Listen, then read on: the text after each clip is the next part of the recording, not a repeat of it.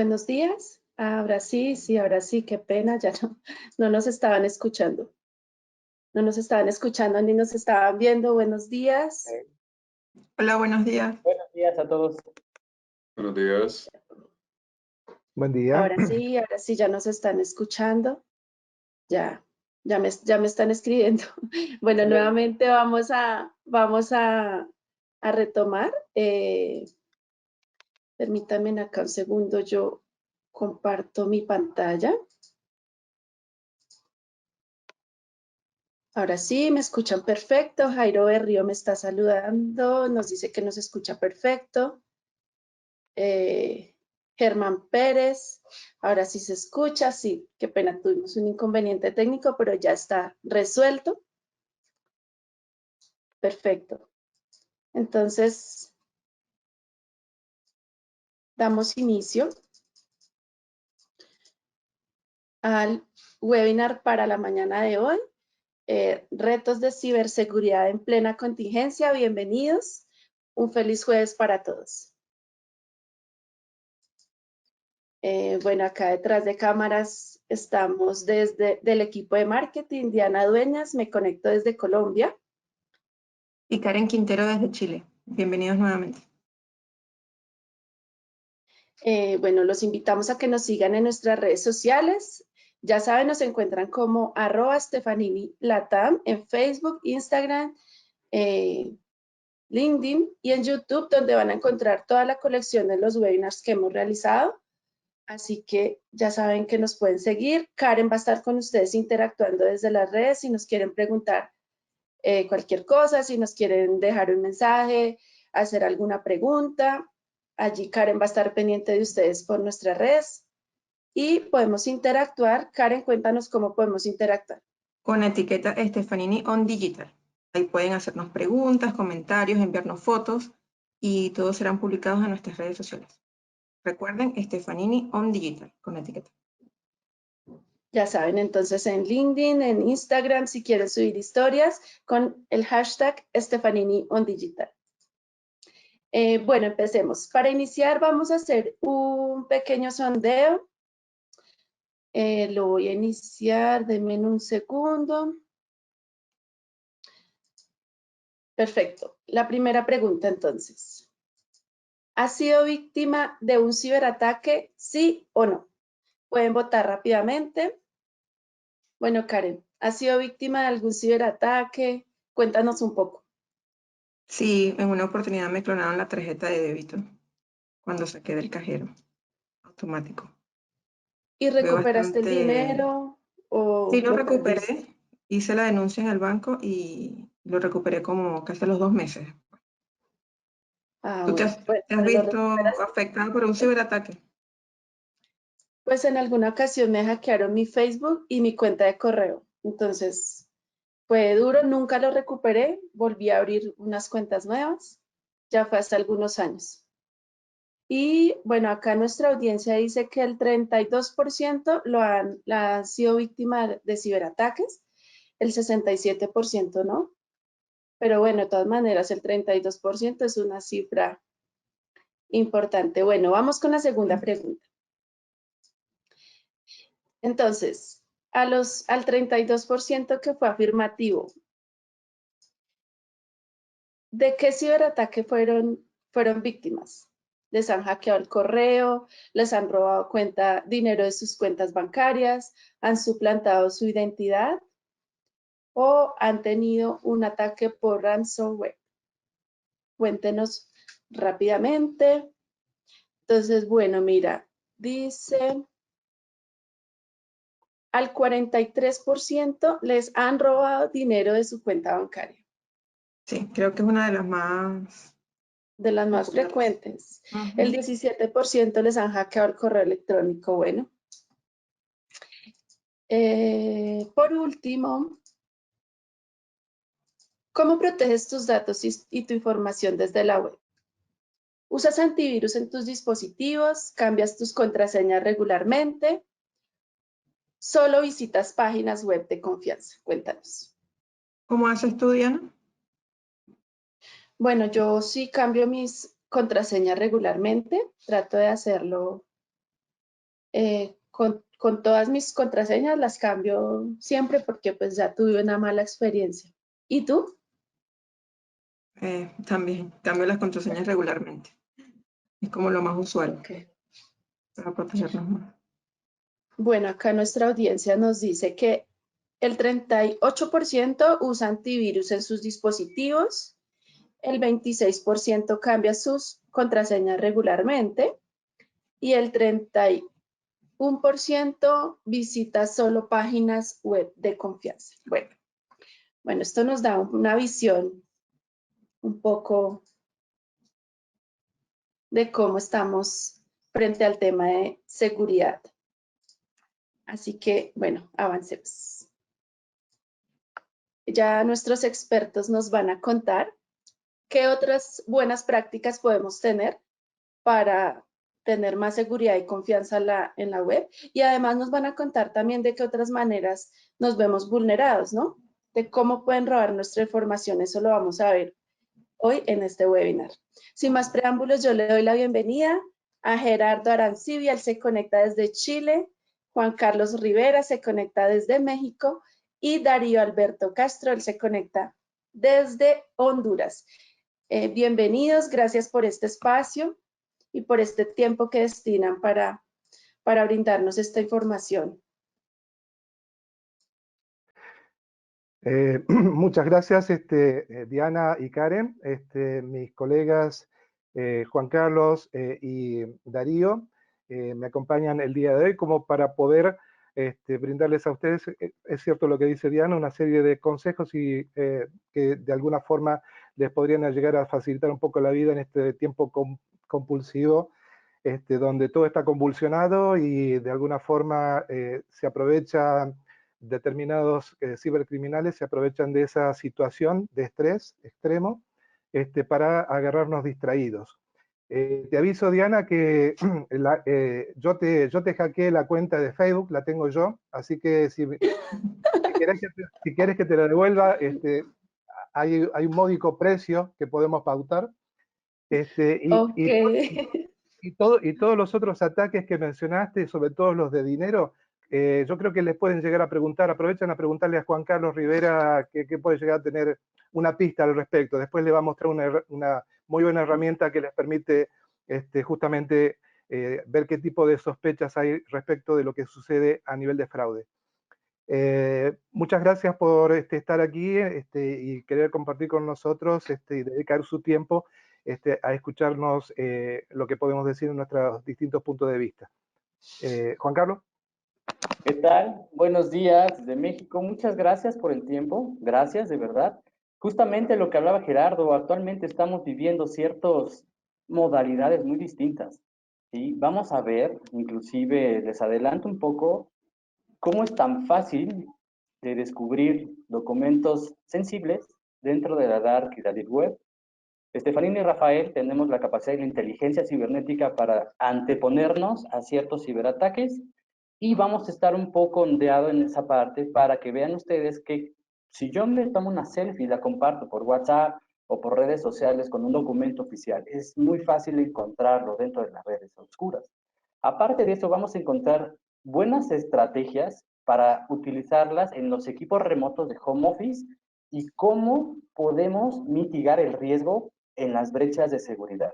Vamos a ver temas interesantes, va a ser un webinar un poco dinámico, les vamos a enseñar pantallas, vamos a enseñar ataques en tiempo real, vamos a enseñar ciertos casos de smishing, que ya lo vamos a platicar después, dentro de la agenda, para que ustedes vean e identifiquen cómo los ciberatacantes utilizan diferentes estrategias de engaño. Entonces va a ser un webinar muy padre. Darío. Hola, buenos días. Saludos desde Honduras. Igual, como lo comenta Gerardo y Juan Carlos, es un webinar muy interesante. Vamos a hablar de diferentes métodos y técnicas que los cibercriminales pueden utilizar y algunos ejemplos prácticos, ¿verdad? Así que bienvenidos y muchas gracias por su tiempo. Bueno, entonces los dejamos y estamos pendientes de ustedes acá en el webinar. Seguro que sí.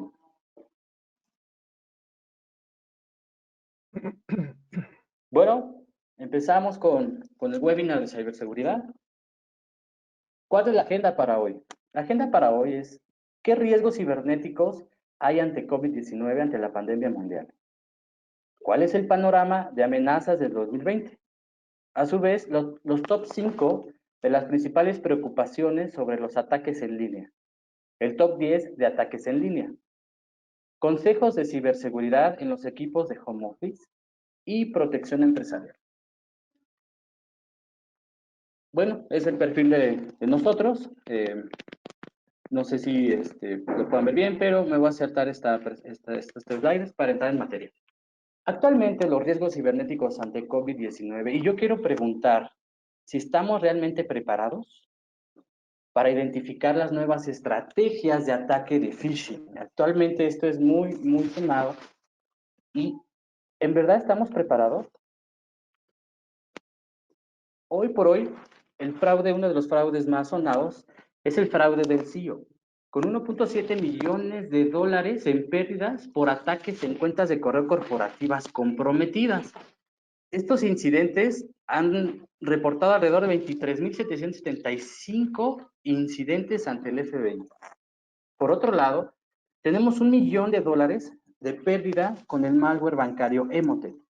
Este malware bancario es un malware polimórfico que a la vez se instala en los sistemas y llama a otros servidores comprometidos de Command and Control para distribuir su malware en movimientos horizontales. El 45% de las personas usan la misma contraseña para el trabajo y uso personal. El 65% del malware fue instalado a través de phishing. Entonces, ¿en verdad estamos preparados? Los nuevos señuelos que actualmente están pasando en el área cibernética es el smishing. A medida que el gobierno ha comenzado a promulgar leyes y nuevas regulaciones sanitarias, los ciberatacantes aprovechan para enviar diferentes vectores de ataque. Esta foto que ven aquí me la enviaron la semana pasada. No voy a decir quién, pero es un retail muy grande. Y por SMS mandaron que están regalando alimentos gratis por valor de 250 pesos a toda la semana para apoyar a la nación. Esto, por supuesto, es fake. Al momento que yo ingreso a la liga que se encuentra abajo, es un sitio malicioso que puede instalar cierto scripting o cierto malware a cualquier dispositivo Android o cualquier dispositivo como una computadora, una laptop, etc. ¿Y cómo se hace esto? En Estefanía y Rafael tenemos laboratorios donde simulan y hacemos ingeniería inversa para detectar estos tipos de amenazas, en el cual probamos en un entorno simulado y controlado los comportamientos de los ataques cibernéticos. Noticias con malware, y lo llamo noticias con malware porque los delincuentes expertos se han centrado especialmente en aprovechar la legitimidad de las organizaciones oficiales, como los Centros para el Control de Enfermedades, para diseñar una gama de diferentes señuelos de estafa. Por ejemplo, este es un correo electrónico donde, bueno, hacen suplantación de identidad para que tú accesas a un URL y tengas más información del mismo. Por supuesto, estos cibercriminales tienen todo orquestado para que tú caigas en este tipo de engaños, ¿no? Con la misma función de instalar malware en los servidores para poder tener control total de tu equipo. El otro punto son los mapas de COVID, y esto es muy interesante porque de verdad son demasiado ingeniosos para diseñar desde los mapas hasta suplantar identidades de páginas legales como la Universidad de Johns Hopkins, que es una universidad privada situada en Baltimore. Y se asemeja mucho al original. Este es el mapa original de COVID-19 por la Universidad de Johns Hopkins. Pero esta es la fake. Si ustedes logran ver, pues son realmente parecidos. Esta imagen lo sacó un noticiero de Estados Unidos, un link hacia esta página, no voy a decir cuál, pero los ciberatacantes están aprovechando y construyendo software bajo Java para tener este tipo de ataques cibernéticos. El otro punto son las estafas online. Y aquí es un poco triste porque los ciberatacantes están tratando de vender ciertos equipos médicos, nada más que no tengo aquí la imagen, bueno, ciertos equipos médicos que no hay en el mercado. ¿Y qué es lo que pasa? Están haciendo el phishing tradicional. Se anuncian en diferentes e-commerce, vendiendo cubrebocas, vendiendo cierto tipo de suministros médicos, y al momento que hacen el pago, jamás les llega. Y esto ha pasado muchísimo. Y en México, he escuchado que hace 2 semanas hubo una campaña en línea en el cual había muchos animales abandonados. Y según una organización con un nombre fake, invitó a los mexicanos a adoptar alguno de los animales con una módica cantidad de 500 pesos. Hubo alrededor de 650 personas que cayeron en esta estafa online y jamás volvieron a ver su dinero y todo ese tipo de cosas. Entonces, el otro punto es el secuestro del nombre de dominio. Y en este secuestro de nombre de dominio, ¿qué es? Cuando nosotros nos conectamos a Internet y buscamos alguna dirección de Google, etcétera, el nombre de dominio se llama Google, Yahoo, etcétera. ¿Qué pasa con el secuestro de DNS? Muchos atacantes están enviando links a correos, banners en páginas web sospechosas, o si tenemos un malware instalado ya en el teléfono móvil o en la máquina, donde te invita a instalar una herramienta para tener más información acerca del COVID-19. Sin embargo, ¿qué es lo que hace? Y esto pasa mucho en routers de casa. Los routers o los access points que estamos para Internet. ¿Qué es lo que hacen los ciberatacantes? Instalan y redirigen el tráfico hacia servidores maliciosos. Ejemplo, si yo quiero hacer una transacción, bueno, de primera instancia, si yo bajo una aplicación como estas, se instala en mi máquina, ¿sí? Y al momento que yo quiera hacer una transacción bancaria, quiera hacer una consulta de banco, etcétera, el equipo que me da servicio a Internet dentro de la máquina local hace una redirección a otros servidores que no son legítimos de cualquier banco. Y uno puede pensar que está ingresando a banca. Y por otra parte, es una dirección fake. Y entonces tecleamos nuestro número de cuenta, etcétera, etcétera, y es donde nos pueden, más bien, donde nos roban información más fácil. Esto es lo que está sucediendo actualmente. Y la última son las aplicaciones falsas. Estas aplicaciones falsas son distribuidas a través de Internet, a través de redes sociales, en el cual te invitan a seguir el tracking de ransomware, de COVID-19, sin saber que por un backdoor se instala un ransomware, que es nada menos un secuestro de información. Esto es lo que está pasando actualmente. Ahora, en la privacidad de datos, este es un tema muy interesante porque desde que empezó la pandemia aquí en México, la contingencia, las videollamadas han aumentado un 50%. Todas las plataformas de videollamadas, pero aquí tenemos un detalle. En recientes semanas observamos que cierta plataforma tiene problemas de vulnerabilidades. Y justamente viendo en la dark web y en la deep web están vendiendo las cuentas y los videos de las personas que utilizan cierta plataforma de video. Por lo tanto, esto nos afecta en la privacidad de datos, ¿sí? La Conducef en el 2017 reportó 639.857 casos de fraude cibernético. Ahora, aunado a eso, el 70% de todos los sitios en Internet son hackeables. Y también la parte del phishing, que es el top. Ahorita es el top, ¿sí? El phishing en redes sociales es el principal ciberdelito con 3.7 millones de ataques en solo 3 meses. Todo esto es conjugado a través de una ingeniería social, que representa el 56% de las empresas en México sufrió una infección por malware durante el 2019. Entonces, estos panoramas están críticos y hay muchas claves que nosotros les vamos a compartir. Pero, ¿cómo nosotros podemos identificar estos tipos de ataques? Para saber de los ataques debemos de conocer a los cibercriminales. ¿Y cómo lo conocemos? Este proceso, que es un marco normativo de Lockheed Martin, es para identificación y prevención de intrusos cibernéticos. Y de la primera instancia que voy a hablar es el reconocimiento. Este proceso del kill chain los utilizan los ciberatacantes para obtener información, etc. Les voy a explicar cada uno. El reconocimiento. Voy a aprender sobre el objetivo utilizando diversas técnicas. Voy a estudiar a la empresa tal a qué se dedica, quiénes son sus principales contactos y quiénes son los principales C-levels. Un ataque muy sonado es el phishing. Hay otra variante del phishing que se llama spear phishing, en el cual es una metodología para conocer a detalle la organización, los perfiles y el movimiento del mismo. Seguimos con la segunda fase, que es la armamentización. Aquí es la adecuación del código de malware, qué herramientas voy a utilizar, ya una vez identificado y conociendo el panorama.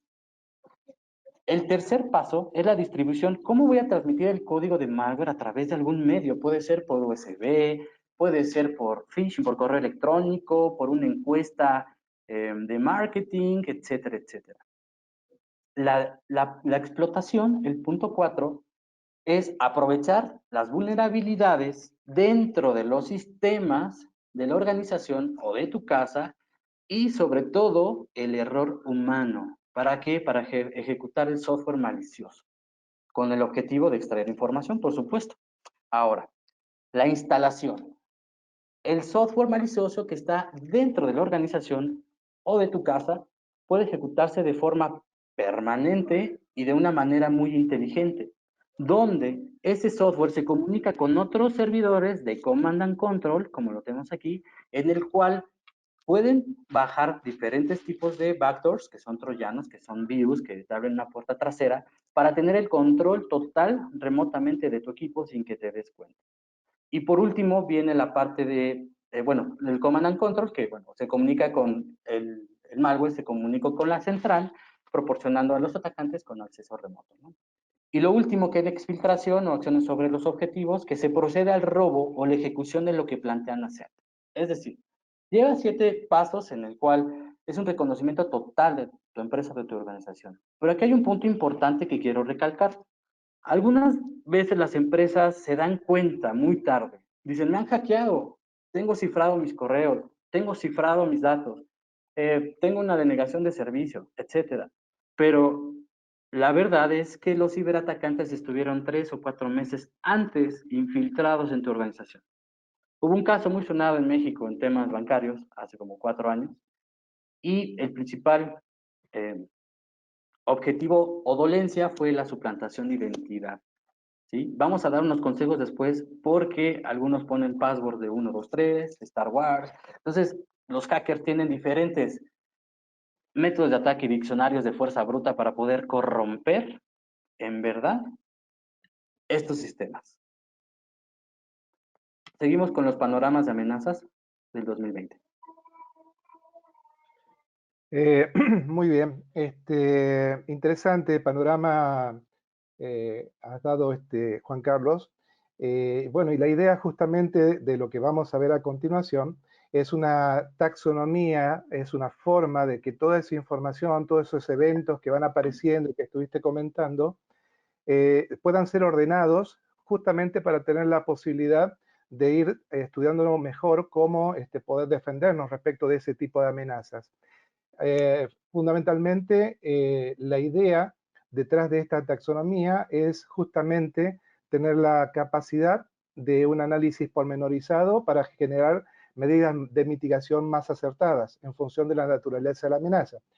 Así es como que una primera clasificación nos permite presentar 10 familias o categorías de amenazas, entre las cuales vamos a ver que aparece en primer lugar el factor humano. El factor humano sigue siendo el eslabón más débil dentro de la cadena de seguridad y en los tiempos que corren más aún. Había un tiempo en que otro tipo de amenazas estaban ganando terreno, pero en este último tiempo, en estos 3 últimos meses, nuevamente el factor humano empieza a ser un elemento de cuidado al momento de proteger la información y nuestros principales activos críticos. Es así que en este panorama, al momento de analizar los errores que se cometen al momento de operar los sistemas, uno de los principales que aparecen son las configuraciones erróneas en el cloud, en la nube, sobre todo porque prolifera, y es muy sencillo, habilitar servicios, disponer de máquinas, y esto hace que después el control se vaya perdiendo y por ende quede liberado y no se respeten algunos permisos y controles que normalmente en un ambiente más controlado que era el tradicional, era factible de realizar. Ahora esto está generando pérdida de datos y también a esto ayuda justamente esta aceleración del uso de esta tecnología de cloud, también ayuda a que las políticas que teníamos previstas para otro tipo de entorno vayan quedando obsoletas. Por ende, no hay guías que se puedan seguir como para generar un ambiente seguro. La segunda categoría tiene que ver con el tipo de amenazas ocurridos en la banca, en los servicios de la banca. Justamente aparece el menosprecio, si se quiere, por una actividad importantísima como era la protección de la infraestructura, justamente teniendo en cuenta que ahora también el cloud empieza a tener una importante ventaja. Es indudable que desde el punto de vista funcional genera una importante ventaja y de disponibilidad sobre todo al usuario, pero también está generando un descontrol y la pérdida justamente de una buena costumbre y de una buena práctica que era poder proteger la infraestructura tecnológica. También, por otro lado, existen exigencias más fuertes por parte no solamente de la industria de tarjetas de crédito, sino también de las auditorías o los entes de control en las entidades bancarias, lo cual genera que el área de seguridad y el área operativa esté sometida a mayores presiones debido a lo riguroso de esos controles y por ende se apunta a una auditoría de índole tradicional y está generando una pérdida de validez en función del cambio tecnológico que se está ocurriendo. Y también es necesario pensar que el análisis de vulnerabilidades vuelva a tomar vigencia y se utilicen las herramientas automáticas y evolucionadas que permiten hacer un análisis de vulnerabilidades mucho más efectivo. Otro tipo de amenaza que se presenta es la evolución del malware. El malware o el software maligno, el software que permite en todo caso a determinados atacantes aprovechar las vulnerabilidades que día a día van apareciendo y se van descubriendo en los distintos sistemas. Los sistemas evolucionan desde el punto de vista de la funcionalidad, pero no así de la seguridad.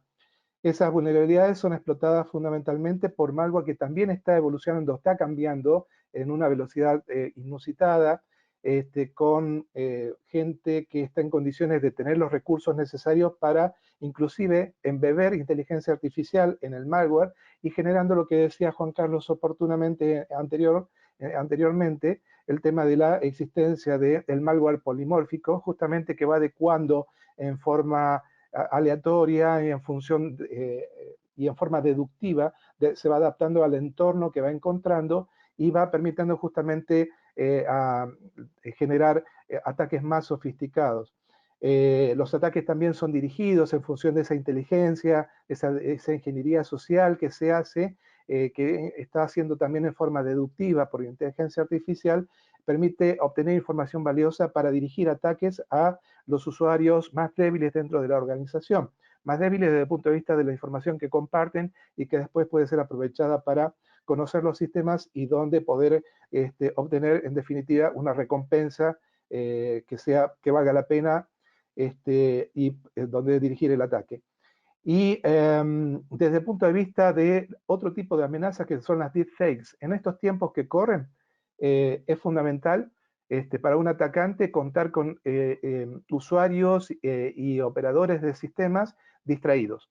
El hecho de que estemos trabajando desde la casa y que se relajen los controles que normalmente estaban asociados al ambiente corporativo, hace justamente que una falsa noticia de que ha sido de alguna forma está inddisponible un determinado servicio que el usuario desesperadamente, porque lo necesita, trate de recurrir a otras alternativas, y allí es donde se aprovecha esa oportunidad para divulgar información sobre determinados sitios que en realidad son falsos y que permiten a lo mejor con una falsa ilusión al usuario pensar que tiene la solución a su alcance, pero en realidad está cayendo en una trampa.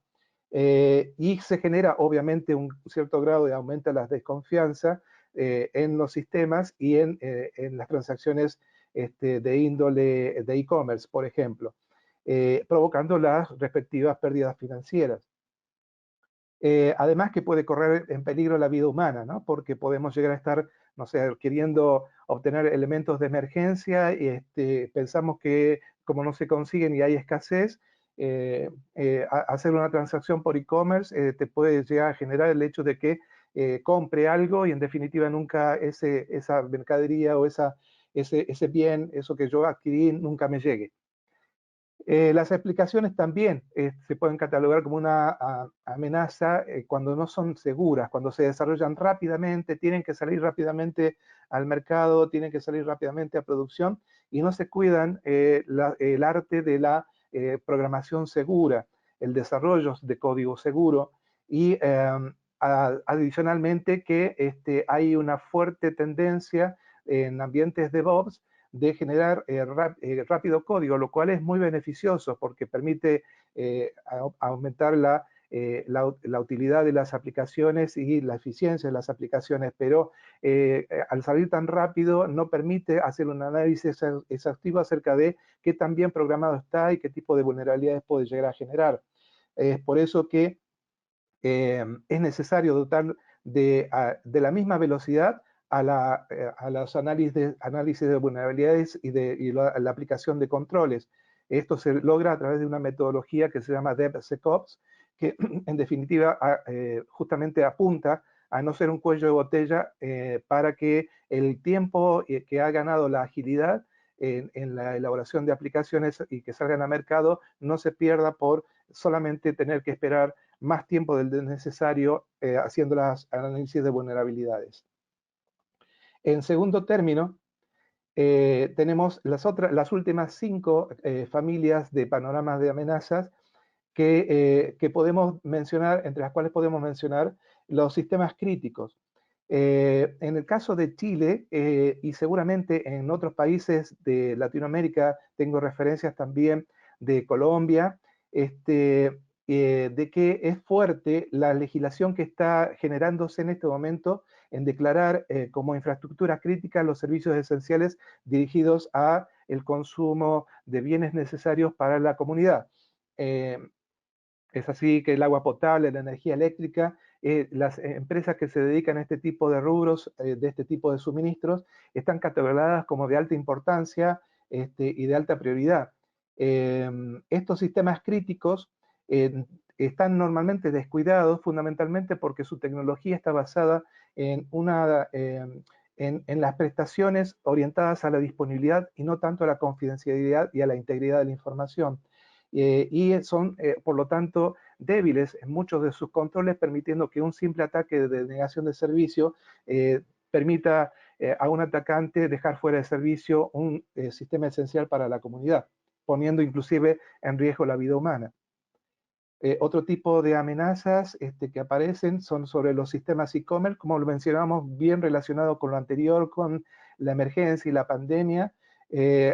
Proliferan los sitios falsos de e-commerce, generando innumerables transacciones que después ni siquiera permiten obtener los bienes adquiridos, provocando justamente el fraude o permitiendo el fraude o capturando datos que no son necesarios para una transacción, y así los atacantes se hacen de más información de la que se requiere, y con esto es posible elaborar nuevos tipos de ataque. Existe una modalidad que es el fraude de contracargo, que es el que mencionábamos anteriormente, de alguna forma muy relacionado al tema de adquirir un bien y no obtenerlo después, es justamente el provocar un perjuicio a la organización que sí está en condiciones de entregarlo, pero que estamos denunciando como atacantes, estamos denunciando que ese producto no no llega en condiciones o dejamos las transacciones a la mitad y hacemos después un reclamo por el cargo y la empresa normalmente trata sin poder investigar exhaustivamente los casos, termina siendo una devolución del cargo y en realidad el cliente se queda tanto con el bien como con la devolución. Existen otra categoría que es la evolución de los cibercriminales, la especialización que reciben, los recursos y la forma en que se organizan, realmente genera la sensación de que son verdaderas empresas dedicadas al crimen. Y esto de alguna forma está dando una pauta de que reciben recursos y hasta inclusive en su propia organización hasta pueden tener contadores que les pagan los sueldos y distribuyen las ganancias.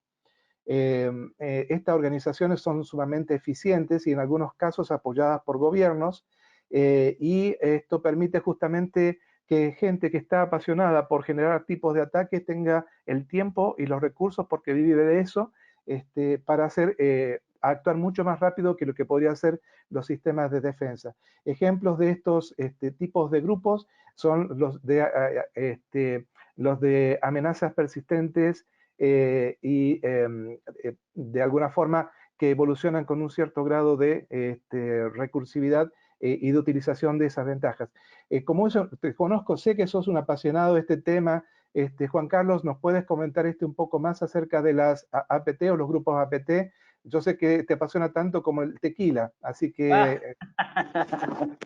Claro que sí. Por favor, coméntanos qué nos puedes comentar al respecto. Justamente el incremento de nuevos grupos de choque para temas de cybersecurity, pero antes de eso quiero mostrarles cómo actualmente, y bueno, aquí ven a China, ven a diferentes países, estos grupos de APTs están concentrados en dirigir ataques muy orquestados a través de muchos países. Entonces, actualmente, ahorita en este instante, es un mapa de amenazas cibernéticas en vivo.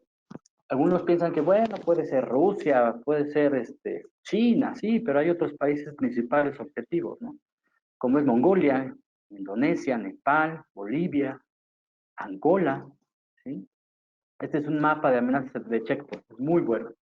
Tenemos otro que es de Kaspersky. De la misma manera, podemos ver, pues, ciberataques un poquito más gráficos. Hay otro mapa que me gusta mucho, que es el mapa de Faraday.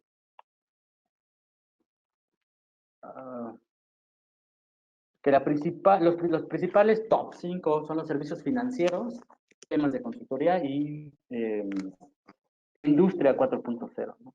Actualmente México creo que está en el 7º lugar de países más atacados. Para hablar de los grupos de choque, déjame pongo la pantalla, el famoso APT-41. Es un grupo de amenazas cibernéticas en el cual lleva actividades de espionaje patrocinadas por el Estado chino. Esto no es información confidencial, esta información está abierta al público. ¿Y qué es lo que hacen? Tienen diferentes familias asociadas, ¿sí? Y aparte, bueno, están sus personas o sus peones trabajando a nivel mundial. Estas familias asociadas, bueno, aquí hay algunas referencias en el cual muestran qué tipo de vulnerabilidad están explotando, ¿sí? Hay mucha información donde nosotros podemos observar en el caso de que nosotros tengamos una brecha de seguridad dentro de la organización o inclusive en nuestra propia casa o en el móvil. Ahora, este es un grupo muy importante, el APT-41 es uno de los más letales. El otro es un APT-38 que también sirve con temas de espionaje, pero es un grupo con motivación financiera respaldada por el régimen de Corea. ¿Y qué es lo que hacen? Pues utilizan diferentes estrategias muy banales, otras muy sofisticadas, como por ejemplo, una banal sería datos del portapapeles, es decir, lo que yo copio, si yo copio y pego una contraseña en un sitio web, esa contraseña se guarda en memoria y por medio de estrategias de ataque, podemos ver nosotros qué has guardado en el clipboard, qué has guardado en memoria, en el portapapeles. Estos ciberatacantes son muy, muy potentes. También, bueno, hay otras estrategias diferentes. Ahora, la mayoría de las empresas a veces tienen diferentes sistemas operativos. Imagínense que actualmente hay más de 1 millón de vulnerabilidades que nos pueden ocasionar suplantación de identidad y comprometer nuestros datos. Y no nada más es en sistemas Windows o en sistemas Linux, que también pueden pasar, sino en temas de desarrollo de código en aplicaciones, sino en temas de descargar aplicaciones fakes de diferentes tiendas oficiales. Inclusive Google la semana pasada sacó un listado de aplicaciones con espionaje, que ya las está depurando poco a poco. El mundo de los ciberatacantes, de los grupos de choque, actualmente están más consolidados que antes. Justo voy a mostrarles cómo es tan importante protegernos de este tipo de amenazas. Stefanini y Rafael, como ya les comentaba, tiene la estrategia, la inteligencia cibernética para monitorear la DARP y la Deep Web.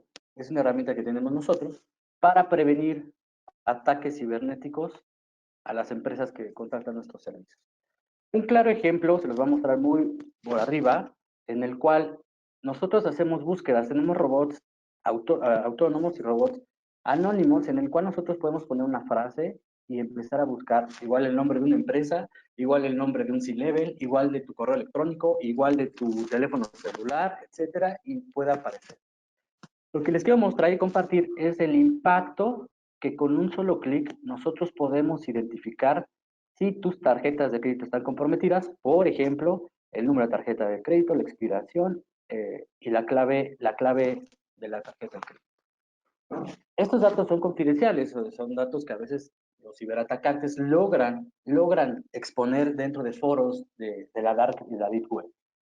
Otro método es el carding. El carding es un método de ataque. No voy a explicar detalles, sin embargo, podemos encontrar diferentes formas de hacerlo, inclusive personas y canales de IRC, que es un canal de chat, donde hay puros ciberatacantes, donde pueden solicitar los servicios de carding.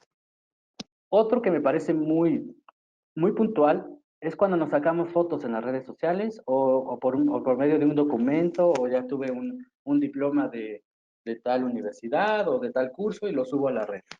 Esto es lo que pasa con sus datos. Podemos encontrar pasaportes, números de pasaportes con foto, con vigencia, inclusive tarjetas, no las voy a mostrar, por supuesto, pero los grupos de choque se encargan en todo esto, de conseguir datos sensibles para que los ciberatacantes dentro de las redes oscuras puedan traficar con los datos y exponerlos a ustedes como empresa también. Adelante, Gerardo. Muchas gracias, Juan Carlos. Y quedamos entonces que, en definitiva, así como ustedes ven que existe información de inteligencia y esta información de inteligencia permite detectar qué tan evolucionados son los cibercriminales, la parte que tiene que hacer la defensa son menos en cuanto a recursos y también en cuanto a formación. Por eso es que existe un déficit importante de talento dentro de la lucha contra el cibercrimen, puesto que justamente la demanda implica que exista la necesidad de una formación con un cierto grado de calificación como para poder tener el mismo grado o al menos equiparar el mismo grado de inteligencia y de recursos que tienen los ciberatacantes. Por eso es que es necesario fortalecer el tipo de formación en ciberseguridad tanto en las universidades como en las propias empresas, justamente para aumentar la capacidad operativa de la ciberseguridad en defensa justamente de los activos más críticos y evitar el fraude que está sucediendo con mayor frecuencia cada día. Y obviamente que cuando suceda un determinado evento, un determinado incidente, estemos con la capacidad de responder. Muchas veces sucede, todo el mundo corre de un lado para el otro cuando sucede un incidente y nadie sabe qué hacer justamente por esa falta de idoneidad. Y eso tiene que ver con la última amenaza que está asociada específicamente al grado de inversión. Normalmente la ciberseguridad, la seguridad se considera un gasto, no una inversión, y por ende hay un déficit en cuanto a los recursos que son necesarios dentro de una organización para alcanzar un grado razonable de seguridad, sobre todo si estamos pensando que una organización tiene una capacidad limitada y sus recursos y presupuestos también son limitados en comparación con los atacantes que pueden estar inclusive esponsoriados por un gobierno con todos los recursos que eso implica. Hay una lucha que está casi de antemano como perdida, ¿no? Sí, creo que es buen momento como para poder avanzar y ver qué es lo que sucede con respecto al tema de los métodos de ataque y engaño, Darío.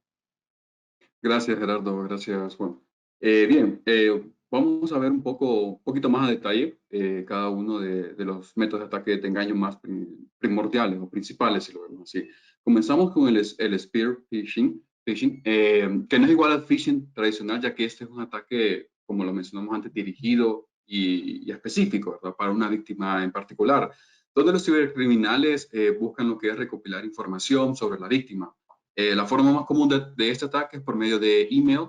Algunos emails llegan a ser muy elaborados que dificultan su detección y parece un correo normal y real, ¿verdad? Por ejemplo, estos correos pueden tener una macros de Word o un código JavaScript que puede contener un programa pequeño cuyo propósito sea descargar un malware que una vez instalado en la red de la empresa puede atacar otros objetivos, ¿verdad? Entre las áreas más comunes que pueden recibir estos ataques tenemos las áreas de departamentos de recursos humanos, porque llegan numerosos correos de currículos, hojas de vida en diferentes formatos. El área de ventas es muy vulnerable por la interacción con proveedores y otras áreas. Los departamentos de contabilidad, porque tratan con contratistas, reguladores, inclusive con software bancarios, ¿verdad?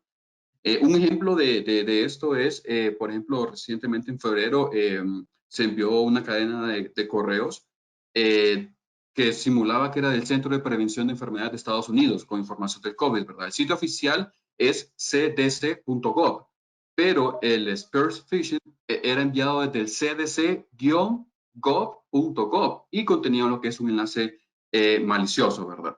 El siguiente.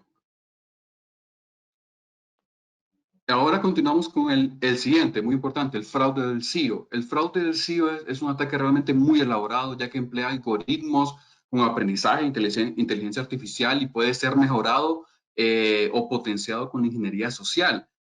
Y sus principales objetivos están los ejecutivos de alto nivel u otro perfil con cierto nivel de acceso importante dentro de la organización.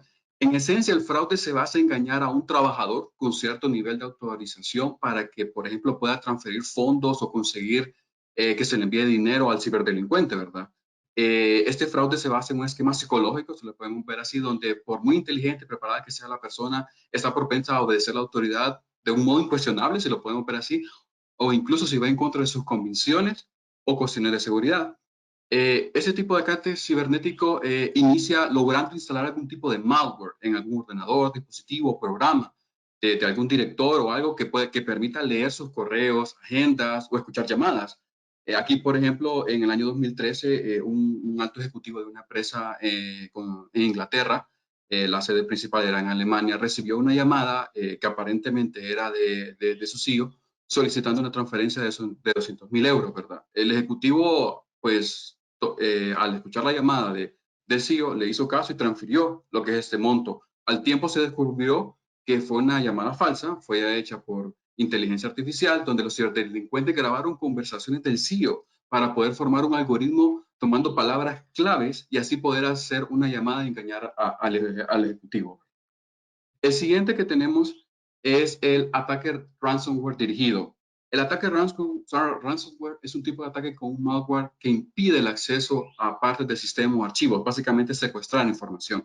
A cambio se le exige a la víctima un rescate, que puede ser pagar una cantidad de dinero u obtener algo según conveniencia del cibercriminal, ¿verdad?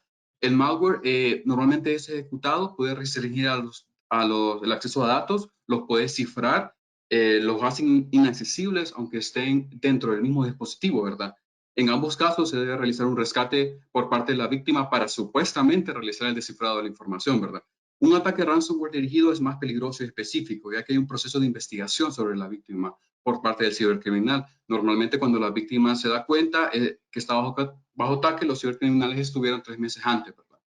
Por ejemplo, aquí tenemos un caso de CryptoLocker, siempre en el ransomware, que es un famoso ransomware criptográfico que cifraba ciertos tipos de archivos dentro del equipo del dispositivo. El siguiente son los fake antivirus, o antivirus falsos, anti-spyware falsos, Smith-Fraud o scareware.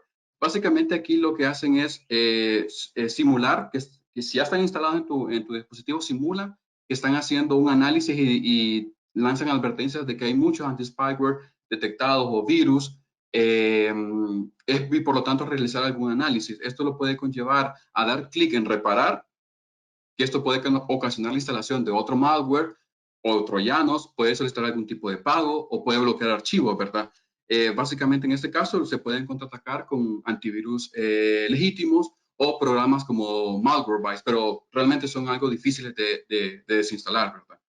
El siguiente tenemos, como ya lo mencionamos, los grupos de choque APT, que son grupos que son hasta cierto punto, son grupos de hacker, posiblemente patrocinados en algunos casos, donde el APT significa amenaza persistente avanzada en español. Es una amenaza porque utiliza grandes capacidades para explotar la vulnerabilidad en el objetivo. Es persistente porque combina varias formas de infección para garantizar que dure lo más posible. Y es una amenaza porque el atacante realmente quiere dañar a la víctima y cuenta con recursos y motivación para lograr su objetivo. Aquí pueden utilizarse temas de botnets, que son comprometer dispositivos dentro de la organización por medio de un servidor de comando y control que es controlado por el ciberatacante, ¿verdad? En la siguiente presentación, básicamente aquí es reforzar un poco. Hay que tener claro que todos podemos ser víctimas de los cibercriminales, no solo el CEO de la empresa, no solo el gerente, etc. Los cibercriminales cuentan con muchos métodos y técnicas de engaño. Por ejemplo, como ya lo vimos a nivel de C-Level, puede ser, los cibercriminales tienen como objetivo lo que es recopilar información sensible para ser robada en el manejo de finanzas, políticas que intentan débiles políticas que permiten a los cibercriminales tener una brecha, equipos de TI, por ejemplo, brindar acceso y gestión de contraseñas a cuentas, y recursos humanos, que es lo que es información confidencial, ¿verdad? Entonces aquí todas las áreas pueden ser vulnerables según el ataque que estemos sufriendo, ¿verdad? En la siguiente presentación, ya aquí hablamos de los top 5 de las principales preocupaciones sobre los ataques en línea, ¿verdad? Vamos a la número 1, que tenemos usuarios finales. Hay que, realmente aquí a la hora de establecer políticas de seguridad ocurre que de manera muy común que el esfuerzo se concentre en blindarse frente a las amenazas externas. Pero en muchas ocasiones el enemigo está dentro de la empresa. No es lo mismo un usuario que compromete la información por error a otro que lo hace por razones que sea, de una forma intencionada, ¿verdad? Pero a nivel de empresa puede pasar que se esté dando un mal uso de las herramientas, ya sea por falta de conocimiento, compartir las contraseñas, tener contraseñas inseguras, segmentación, es decir, dar más accesos de los necesarios a una persona para las actividades diarias y uso de canales no oficiales, ¿verdad? Aquí realmente es muy importante crear una cultura de concientización sobre la ciberseguridad, mejorar la gestión de las políticas internas de seguridad, etcétera, ¿verdad? En el punto número 2 tenemos el tema de la ingeniería social, ataques de tecnología actual. En este caso, como lo mencionamos antes, en el fraude de CEO, la ingeniería social consiste en utilizar técnicas de manipulación de personas para convencerlas de que actúen de determinada forma, ¿verdad? Y sacar un beneficio, ¿verdad? Dentro de los objetivos principales de la ingeniería social es acceder a los sistemas de información de las compañías o profesionales de forma clandestina y robar la información. Los ciberdelincuentes han marcado como objetivo a las personas que forman parte de la organización sin importar el puesto que ocupen. Aquí podemos tener como 4 fases. Recolección de información, que es una fase de footprinting. La fase de relación de confianza, que puede ser el caso que un cibercriminal puede tratar de crear un vínculo de confianza con la víctima sin que la víctima se dé cuenta que es un atacante. La manipulación ya es controlar a la víctima para que el ciberdelincuente pueda lograr su objetivo, y la salida es tratar de no dejar ningún rastro de su actividad y la víctima ni se da cuenta que fue engañada, ¿verdad? Aquí pueden ser tácticas como, lo podemos ver así, como un tipo más agresiva, que suelen ser contactar a la víctima, mandar un spear phishing o correos electrónicos, WhatsApp o Messenger, inclusive llamarla mediante un engaño y solicitarle que instalen un tipo de malware. Está el otro que es más específico, que es más relacionado con las 4 fases, que es ganarse la víctima. Inclusive los cibercriminales pueden buscar información en las redes sociales de la víctima para crear un lazo de confianza, ¿verdad? En el punto 3 tenemos los ataques dirigidos a las organizaciones. Hay una gran diferencia entre las empresas que han sido atacadas y lo saben y las empresas que han sido atacadas y no lo saben. En este caso, los cibercriminales investigan, recopilan datos sobre su objetivo, conocen sus preferencias, hábitos, para después ir por sus víctimas mediante ataques diseñados específicamente para lograr el mayor éxito posible, ¿verdad? Se puede dar el caso de un spear phishing que puede contener un archivo malicioso y se instale, por ejemplo, un Remote Administration Toolkit, que es como un tipo TeamViewer que le da al atacante acceso desde la máquina a la red de la empresa para poder ejecutar, mejor dicho, otros ataques. El tema de malware altamente sofisticados, aquí tenemos de que el malware busca siempre lo que es hacer un daño, ¿verdad? Tenemos malware, algunos ejemplos de malware, por ejemplo, malware disfrazado de libros de texto, por ejemplo, para las personas estudiantes o algo que buscan información, pueden encontrar malware en libros o ensayos, malware preparados para robar información de autocompletado en los formularios web, que son los stealer, malware en móviles y, por ejemplo, como anuncios de banner, los clickers troyanos, por ejemplo, un banner de coronavirus. Hay un malware llamado Prelex, que es un malware para puntos de venta de tarjetas de crédito, que inclusive son protegidas por chip y PIN. Realmente, para bien, los malwares pueden mutar cada vez que infecten un nuevo equipo para evitar ser identificados por los antivirus. Hay que recordar que los antivirus se basan en patrones para reconocer los malware. A estos patrones se les conoce como firmas, ¿verdad? Esta variante del malware es un tipo polimórfico, son sofisticados y automatizados, ¿verdad? Y la número 5 es escasez de personas, como lo mencionó Gerardo. Realmente en la actualidad hay una gran demanda, varían por región los profesionales con capacidades de ciberinteligencia. Entonces, realmente aquí es importante tener una formación, un conocimiento, formar a las personas para que tengan ese nivel y ese conocimiento para poder prevenir lo que son los ataques de los cibercriminales. Listo. Entonces, continuamos con Juan Carlos. Gracias. Hola, vamos a ver los top 10 ataques en línea y adivinen cuál es el primero. Pues evidentemente es el ataques de phishing. Como les comentaba, los ataques de phishing, spear phishing, phishing y smishing. ¿Cuál es la diferencia? Phishing, pues por medio de correo electrónico. Spear phishing es por medio del estudio de la organización y sus C-levels y toda la parte del organigrama. El phishing son llamadas por voz, obviamente, en el cual te invitan a instalar un software o verificar tu número de tarjeta de crédito. Y el smishing es por medio de mensajes de texto. El segundo está el ransomware, el cifrado de datos. Justamente un caso de éxito tuvimos en el cual una empresa bancaria le cifraron varios equipos con una cepa llamada Save the Queen. La inteligencia de Stefanini y Rafael logró recuperar el 95% de la información cifrada en un disco duro. Los correos electrónicos comprometidos, el fraude del CEO, bueno, eso ya lo vimos también. Los ataques en sistemas de servicios de la nube. ¿Por qué han sido estos ataques? Por muchos factores, como ya lo mencionamos anteriormente. Malas configuraciones y brechas de seguridad. Y los ataques que usan inteligencia artificial para que actualmente, como ya lo comentó Darío, los malwares polimórficos tienen una tendencia a reconocer los sistemas de seguridad de las organizaciones y establecer estrategias para vulnerar esos métodos de inspección. Entonces, actualmente los ataques con inteligencia artificial han estado muy en boga. Los ataques en sistemas, dispositivos que no son sistemas de IoT. Sí, sí, claro, Juan Carlos, aquí en este caso podemos mencionar justamente el tema de la disponibilidad de determinada información y la interconectividad sin seguridad que tienen los dispositivos de Internet of Things, de Internet de las Cosas.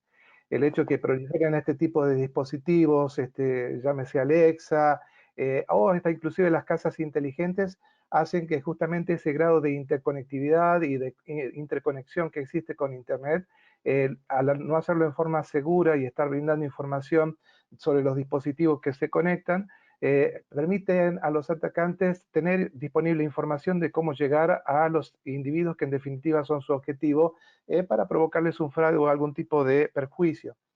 En este caso en particular, teníamos diversos ejemplos, como en el caso de la casa inteligente, donde estaba asociado, por ejemplo, la existencia de un refrigerador que pudiera, en función de los faltantes que tenía en su interior, hacer el pedido automáticamente al supermercado.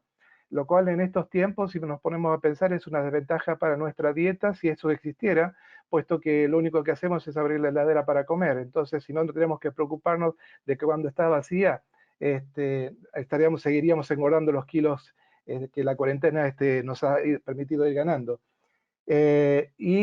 Con respecto al tema de esto de estar interconectados, también tenemos el caso del malware polimórfico, que ya se han mencionado tanto por Darío como por Juan Carlos, que es justamente esa capacidad de interconexión, de brindar información rápidamente sobre el entorno que están monitorando, sobre el cual están actuando, ir cambiando su comportamiento hasta poder encontrar durante meses, total, nadie tiene apuro en este sentido, seguir consiguiendo información que después permite armar un caso para explotar y después provocar un fraude o un robo de información o de dinero.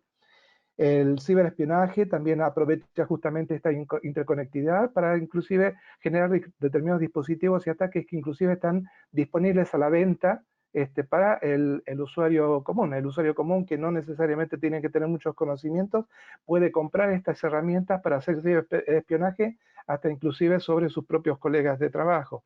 Y si hay algún tipo de tendencia hacia una determinada organización o si tenemos alguna idea política que queremos impulsar, podemos atacar hasta instituciones públicas simplemente comprando estos dispositivos en línea.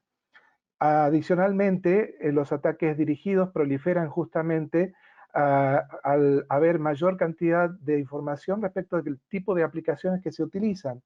El tipo de aplicaciones que se utilizan tiene mucho que ver con el tema de la plataforma, que en este caso, si un simple análisis nos permite ver que más del 90% de las aplicaciones corren sobre plataformas Windows, lo cual, digamos, permite justamente tener un campo de acción y un mayor foco por parte de los atacantes en seguir buscando en forma permanente distintas formas de encontrar vulnerabilidades que después se puedan llegar a explotar y generar armas digitales que permitan provocar un cibercrimen. Y finalmente, los ataques a sistemas y servicios móviles, justamente porque la naturaleza de las aplicaciones móviles está basado fundamentalmente en su interconectividad.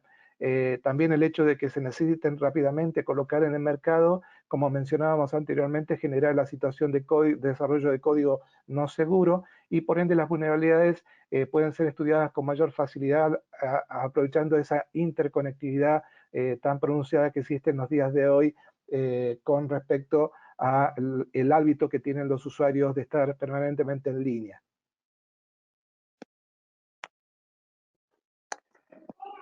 Ok, hablamos de los consejos de ciberseguridad en los esquemas de home office. Saquen su notepad, su BI o lo que quieran, porque es muy importante, tanto para ustedes como para la organización. Así es, Juan Carlos.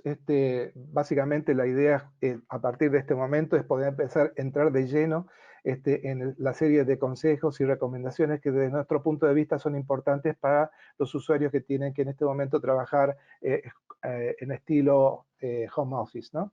Bueno, básicamente la idea de siempre estar en condiciones de pensar que lo más importante de esta situación es tomar en consideración los distintos componentes y sobre las áreas o campos de acción sobre los cuales pueden actuar los diversos ataques, fundamentalmente pensando que las organizaciones necesitan de estos tres componentes que son las personas, los procesos que operan para generar justamente su negocio y la tecnología sobre la que se apoyan. Estos tres frentes son justamente los que los ciberatacantes analizan en su detalle para poder generar nuevos tipos de ataque.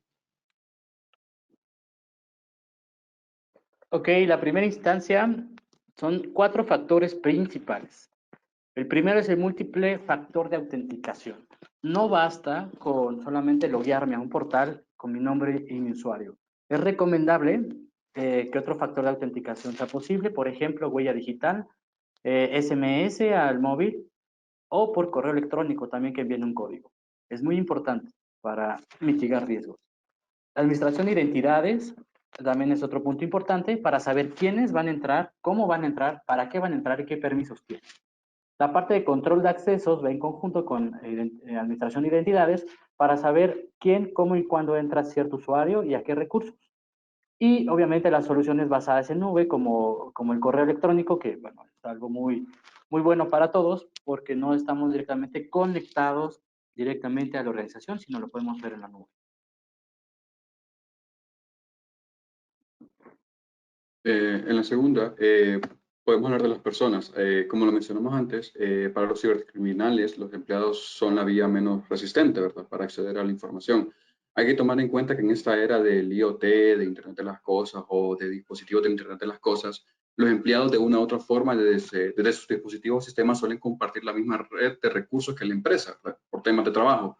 Entonces, al conectarse a los dispositivos o sistemas pueden proporcionar un punto de entrada para los atacantes. En cuanto a las técnicas y riesgos, es importante una formación continua a los empleados sobre las políticas, las amenazas actuales y cómo pueden enfrentarse a ellas, ¿verdad? Las personas clave, identificar y platicar con las personas clave sobre los riesgos de seguridad para evitar temas como, por ejemplo, el fraude del CEO, ¿verdad? Y la buena práctica es tener un entorno seguro, ¿verdad?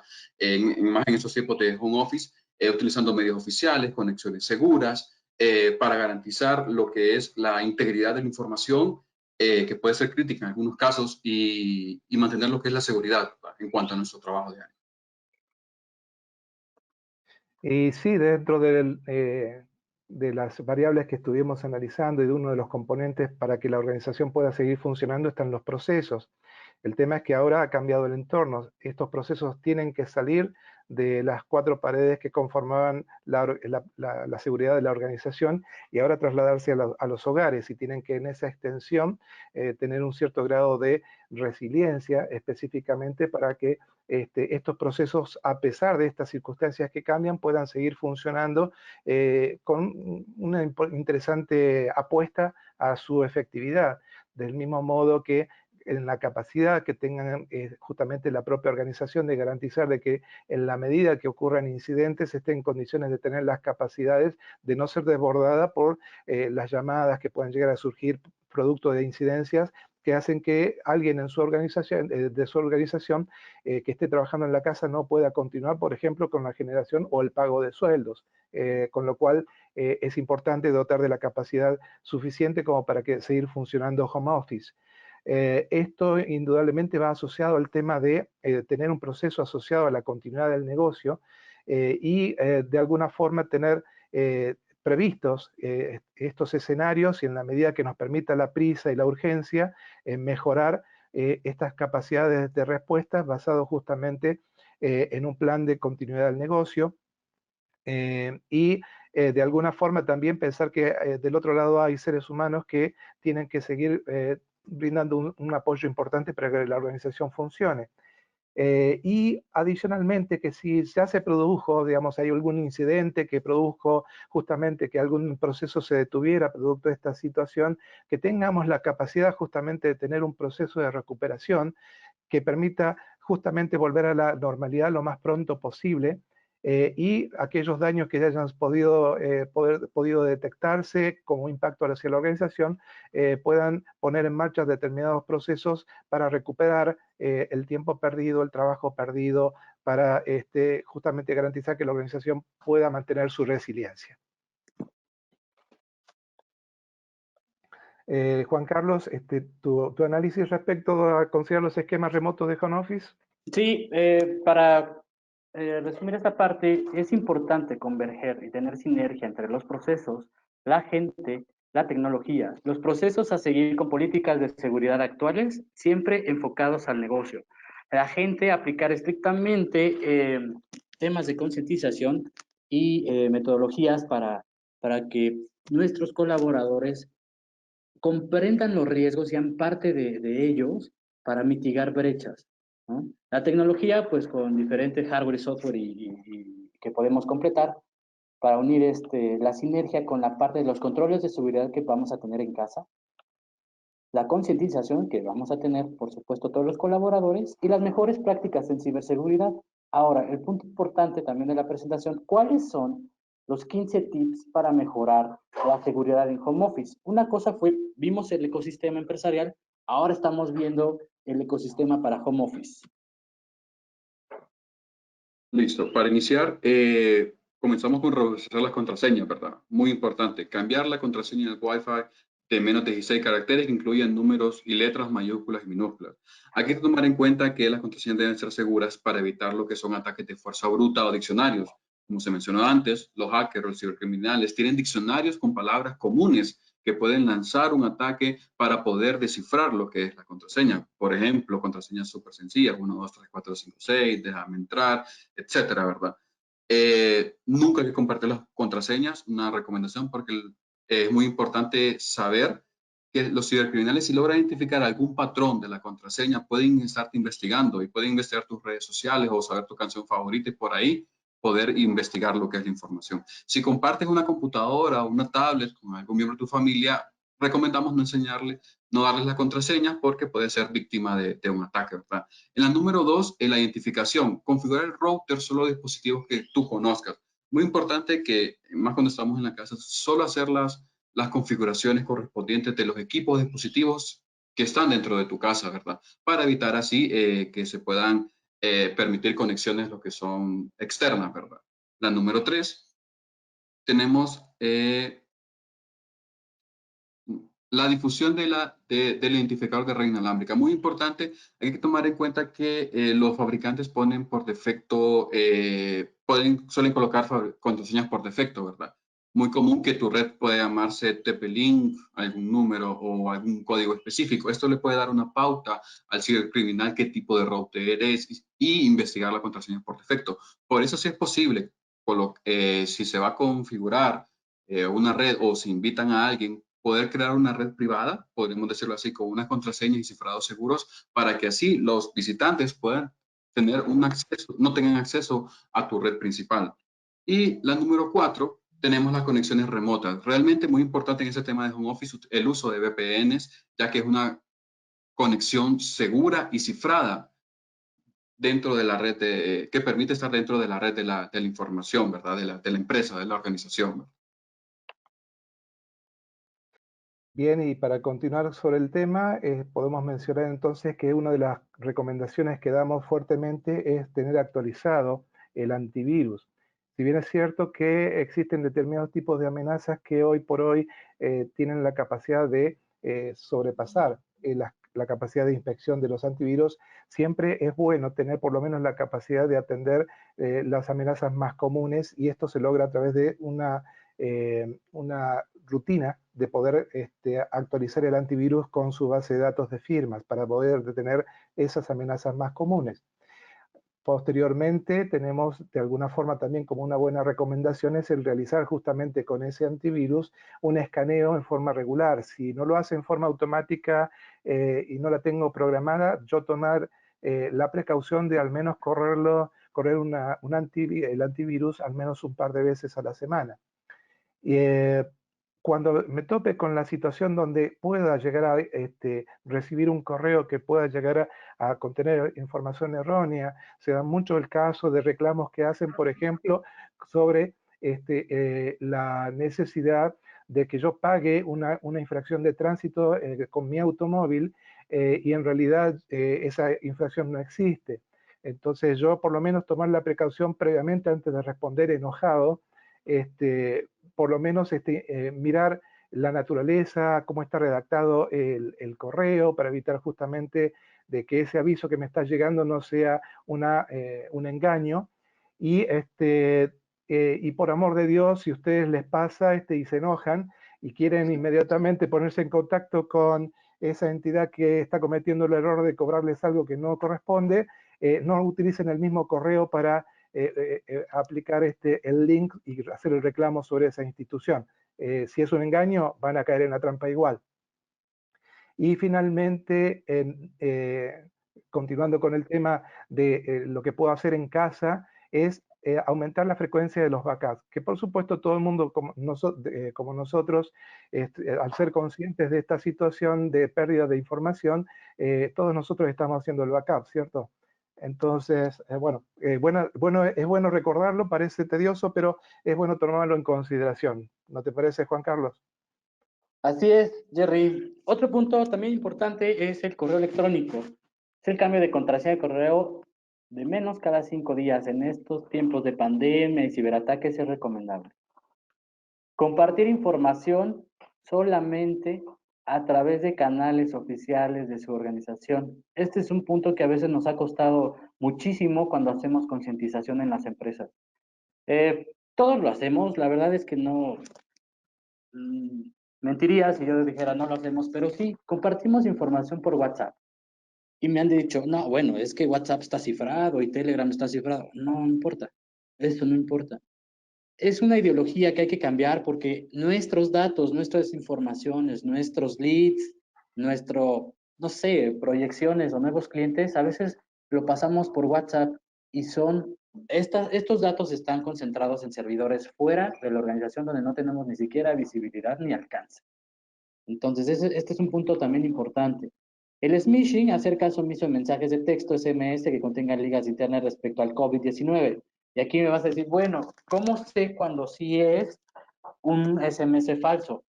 Podemos identificar como lo que les mostré en la pantalla, la imagen del SMS. Hay que ser un poquito perceptivos al saber que, bueno, ¿cómo cierta tienda departamental va a regalar dinero? No, la verdad es que o eres el ganador 1.200.000 y te ganaste $1,000. La verdad es que no pasa, no pasa. El último punto es evitar descargas de aplicaciones de sitios no oficiales. Esto ya lo hemos venido diciendo. Y para los puntos anteriores, en el caso de que no sepamos cómo configurar nuestra red Wi-Fi, cambiar ciertos caracteres, apagar la difusión del SSID, nos podemos acercar con nuestro proveedor de servicios de Internet, hablar a soporte y decirle, ¿sabes qué? ¿Me puedes ayudar para configurar esto y esto? Y por supuesto que no les van a negar la ayuda. El punto 13, el bloqueo de equipo. ¿Me ayudas, Gerardo o Darío? ¿Están por ahí? Bueno. Bloqueo de equipo. Bueno, cuando el equipo está en desuso por confidencialidad, se debe de bloquear la sesión del usuario. Cuando estamos en casa, inclusive dentro de la organización, nos paramos a hacer algo y bueno, ya nos donearon, ¿no? Enviaron que yo invito a los cafés, etcétera, etcétera. Pero más allá de una broma, es un tipo de concientización, ¿sale? Si nos paramos de la terminal o del equipo, es muy sencillo, con la tecla de símbolo de Windows y la letra L se bloquea nuestra sesión. Esto es importante para evitar el espionaje industrial interno de la organización. El comportamiento anormal, si observamos lentitud en el equipo, si vemos ventanas emergentes que se aperturan solas, pues mi consejo sería que levanten un ticket para contactar a soporte técnico y les ayuden en esa parte. Confidencialidad. Proteger físicamente el equipo de cómputo. Esto sí es una regla sí o sí, ¿no? Si estamos en casa, es buena práctica resguardarlo bajo llave. Igual que en la oficina. Ahora, ¿cómo nos protegemos empresarialmente? Y este es un tema un poco, hay diferentes opiniones, pero sin embargo, les voy a compartir qué diferencia hay entre la seguridad de la información y la ciberseguridad. La seguridad de la información es el todo, es un concepto muy amplio que abarca procesos, normas, sistemas informáticos, políticas, activos. Es un ecosistema que ya todo el mundo conoce. ¿Qué hay con la ciberseguridad? Pues se enfoca en la protección de información digital que están justamente en los sistemas. Inclusive la cybersecurity con inteligencia incluye prácticas de ataque y defensa. Esto va en el rubro de pen testing. Nosotros, como parte de cybersecurity, Stefanini Rafael tiene la modalidad de establecer 3 grupos de ataque. Uno que se llama Red Team, que empieza a hacer un ataque ofensivo. El otro equipo, que es el Blue Team, que se encarga en detener el ataque. Y el equipo Purple Team, en el cual se encarga de la remediación de las vulnerabilidades y ataques. Es decir, yo voy a tu empresa, hago un pen testing de 3 metodologías, ¿vale? voy a atacar tus sistemas con previo autorización y tú me dices si puedo explotar o solamente puedo tocar la puerta y decirte, estas son tus vulnerabilidades y los arreglo con esto. Y medir el riesgo en el sentido de protección de datos, ¿vale? Bueno, esto es homologar la parte de seguridad de información y cybersecurity y vamos a ver las 4 dolencias organizacionales. Sí, con respecto a esto te puedo comentar, Juan Carlos, y por supuesto a la audiencia, de que exactamente los mismos comentarios que estabas realizando acerca de la necesidad de contar con pruebas de pentest y de algún tipo de inteligencia de amenazas y orquestación en los sistemas de ciberseguridad, de operaciones de ciberseguridad, o SOC, conocidos normalmente como SOC, también aplica no solamente al ámbito de las TI o de las tecnologías de la información, sino también al ámbito industrial.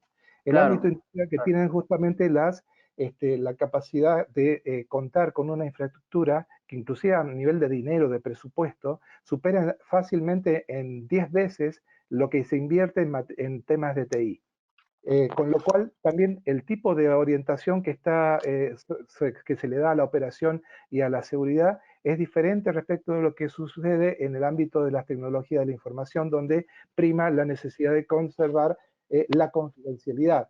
En el ámbito industrial es más importante la continuidad de las operaciones y sobre todo porque, como dijimos, corren determinados procesos que están asociados a servicios que inclusive pueden poner en riesgo la vida y la seguridad de la población. Con lo cual es mucho más delicado, pero también está más abandonado. Es por eso que, gracias a las soluciones que está generando Stefanini y Rafael, es posible avanzar también en provocar y esparcir la ciberseguridad en el ámbito industrial a través de el respeto y el conocimiento y la aplicación de buenas prácticas de los marcos normativos y el proliferar y generar las políticas necesarias a través del gobierno de datos y la utilización de herramientas orquestadas y automatizadas con inteligencia a través inclusive de pruebas también automatizadas para la ejecución de los pentest o test de penetración para justamente descubrir las vulnerabilidades con mayor rapidez y proteger también en estos entornos industriales. Justo eso, Gerardo. ¿Me escuchan bien? ¿Ustedes me escuchan bien? Sí, Sí. perfecto. Perfecto. Sí, sí, te escuchamos. Voy a trazarme, porque me faltó esta información. ¿Cuál es la parte de la seguridad de información y la cybersecurity? ¿Sí? Bueno, un ambiente, un ecosistema controlado, con un SOC orquestado. ¿Para qué?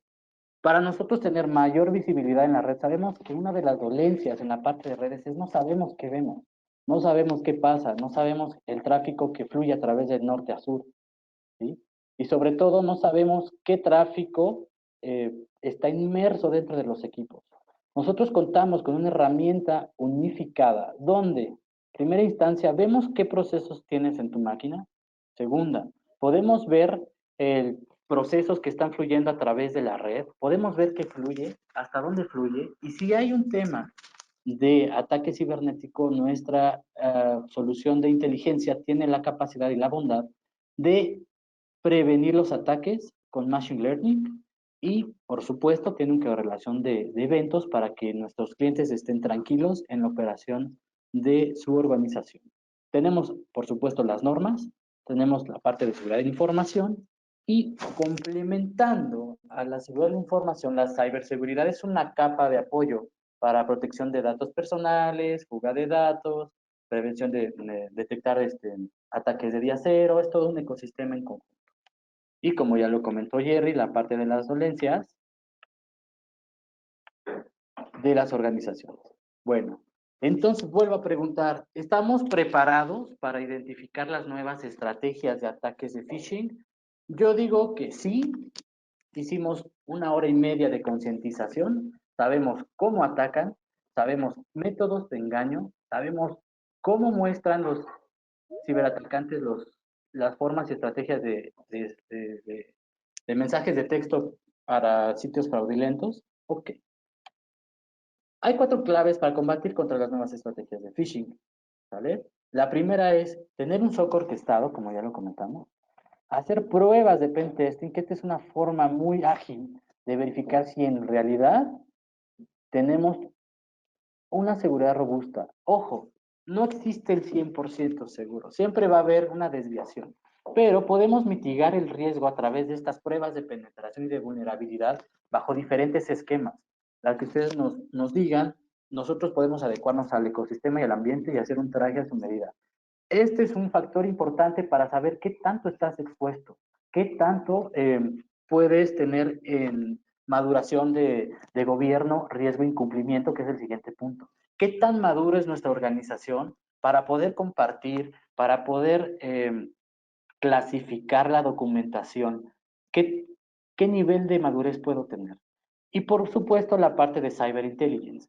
No importa que tengamos un software que está, un pentesting, si no le ponemos inteligencia al negocio e inteligencia a lo que estamos haciendo en temas de Big Data, podemos aumentar el riesgo.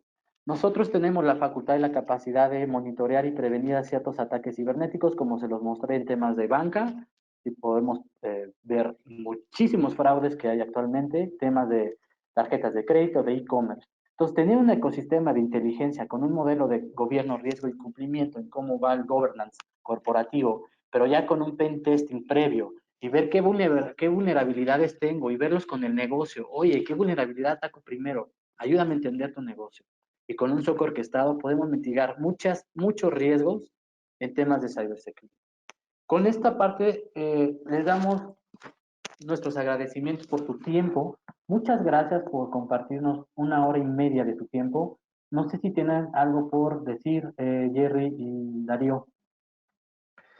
No, me parece que estamos también en tiempo como para permitir justamente que la audiencia pueda expresar si tiene algunas consultas, algunas dudas, que nosotros podamos como panel poder responder o en todo caso orientar acerca de cómo obtener algún tipo de información.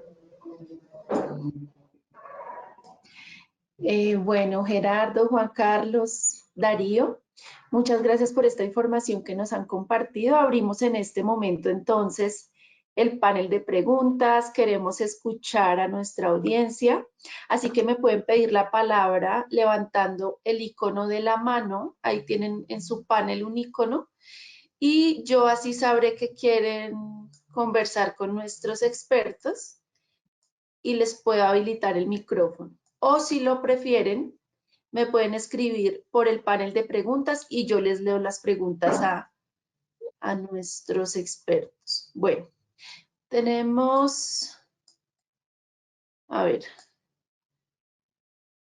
Daniel David Bautista. Te habilito el micrófono. Daniel, adelante.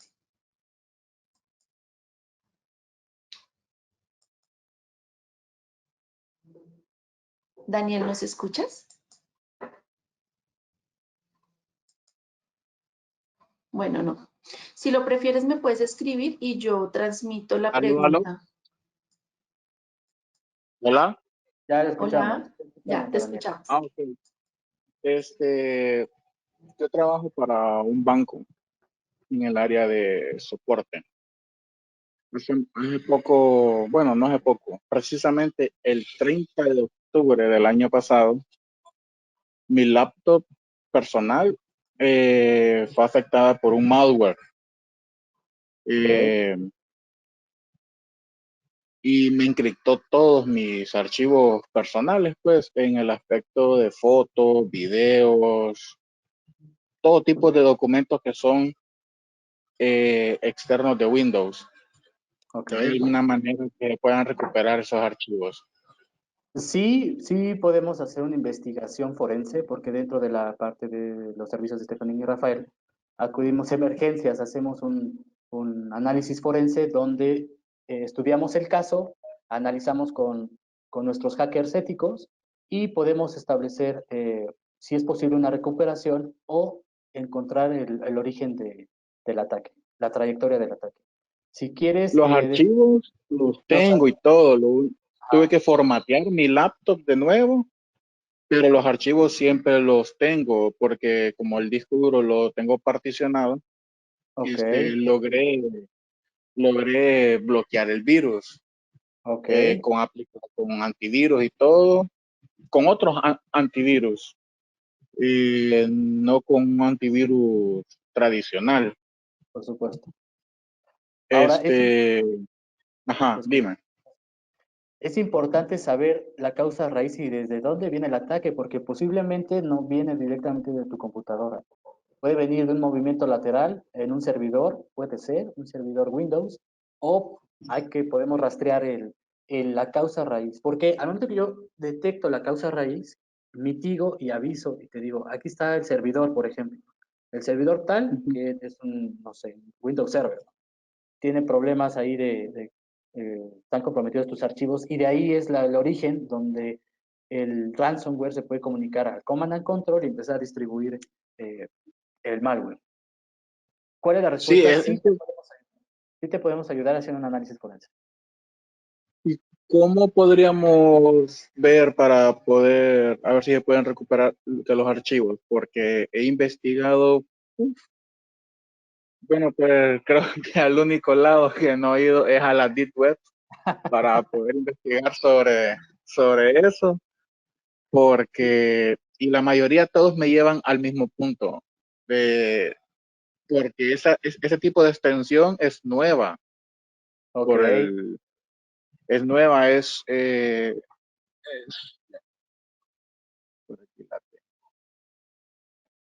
Sí, danos oportunidad y realizamos un conference si quieres después o una reunión. Ahí están mis datos, de hecho en las redes sociales también. Y podemos ver en qué te podemos ayudar con el análisis forense. ¿Te parece bien? No sé De si le puedes acuerdo. enviar los datos a los que me están Sí, ayudando. y estamos viendo también en pantalla los correos electrónicos, entonces, Ok. para que se pongan en contacto con ustedes. Bueno, sigamos porque tenemos varias preguntas y nos quedan solo 20 minutos de sesión, entonces la idea es poder responder todas las inquietudes. Juan Rivas me pide la palabra. Juan, te habilito el micrófono, adelante. Buenos días, Gerardo, Juan Carlos, Darío, Buenos días. excelente presentación, mucho gusto. Gracias. Y particularmente me llama la atención en temas de seguridad el riesgo que existe con aquellos usuarios a los que sí o sí debe habilitársele una conexión remota y partimos que son usuarios que se conectan desde computadoras no corporativas. Creo que el mayor riesgo viene por ahí, porque son equipos que definitivamente no controlamos y difícilmente le podemos suministrar un antivirus, digamos un antivirus confiable, si no es que tratamos de definir una posición sobre los equipos que se están conectando a nuestra red. ¿Qué pasa o qué alternativa podríamos tener para habilitar una conexión? La mayoría de personas se está conectando a través de VPN y utilizan un RDP para acceder ya sea a la LAN o a otro equipo que está dentro de la LAN. Entonces, un riesgo importante es qué sucede con aquellas conexiones que se hacen a través de RDP hacia un equipo que está interno, pero son equipos que no están debidamente parchados. Sabemos que hay vulnerabilidades importantes sobre el protocolo de RDP y que un malware podría perfectamente aprovechar este canal para infectar un equipo y de ahí tomar posesión sobre cualquier otro equipo en la red. No sé si gusta Gerardo o Darío. Sí, claro. Lo que te puedo comentar allí, que al margen de que es una buena práctica el poder utilizar una VPN, me parece que es necesario fortalecer ese control, fundamentalmente basado en algún tipo de solución que permita provocar el empadronamiento de cada uno de los equipos que se van a conectar en forma remota a los servicios corporativos. Es decir, que a través de un sistema que permita justamente identificar las direcciones IP y las MAC address, permitan reconocer cuál es el equipo que se quiere conectar al ámbito corporativo, e inmediatamente existen soluciones que permiten empujar a esos equipos un conjunto de políticas. Ese conjunto de políticas puede inclusive tener la capacidad de provocar en forma automática la actualización del antivirus, que sería fundamental al menos tener esa protección actualizada. No solo eso, sino que también permite revisar si ese equipamiento tiene al menos los elementos configurados que la organización entiende debería ser la que tendría que tener todo equipo. Si se trata de un equipo nuevo y no tiene esa configuración, al analizarlo yo tendría que rechazar en forma automática esa conexión por considerarla insegura. Esa es una de las mejores formas de ir robusteciendo ese control. Insisto que es buena práctica la VPN, pero no es suficiente. Hay que robustecerla con algún tipo de solución de empadronamiento de todo equipo remoto.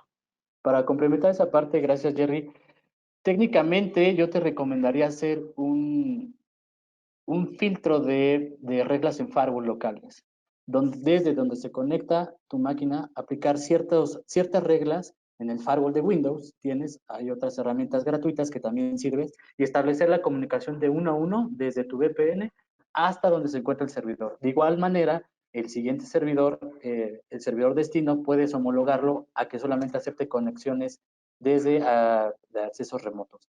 Entiendo que, que no es una IP homologada, pero podemos robustecer esa información, esa transacción en ese sentido, utilizando un firewall local de Windows y hacer una conexión remota igual al destino del firewall, del servidor.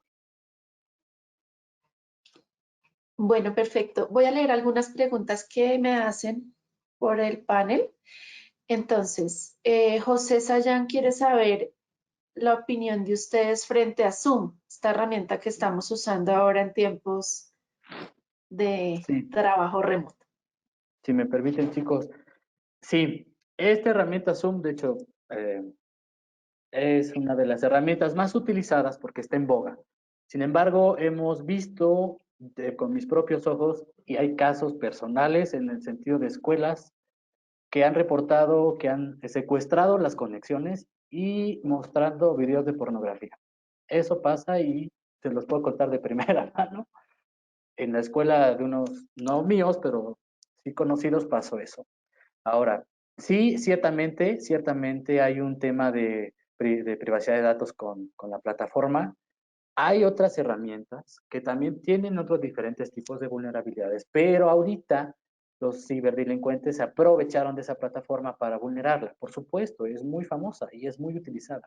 ¿Para qué? Para robarse contraseñas de los equipos Windows. Ojo, la vulnerabilidad es dentro de Zoom, pero secuestra o craquea o los hackea los passwords de Windows para elevar privilegios.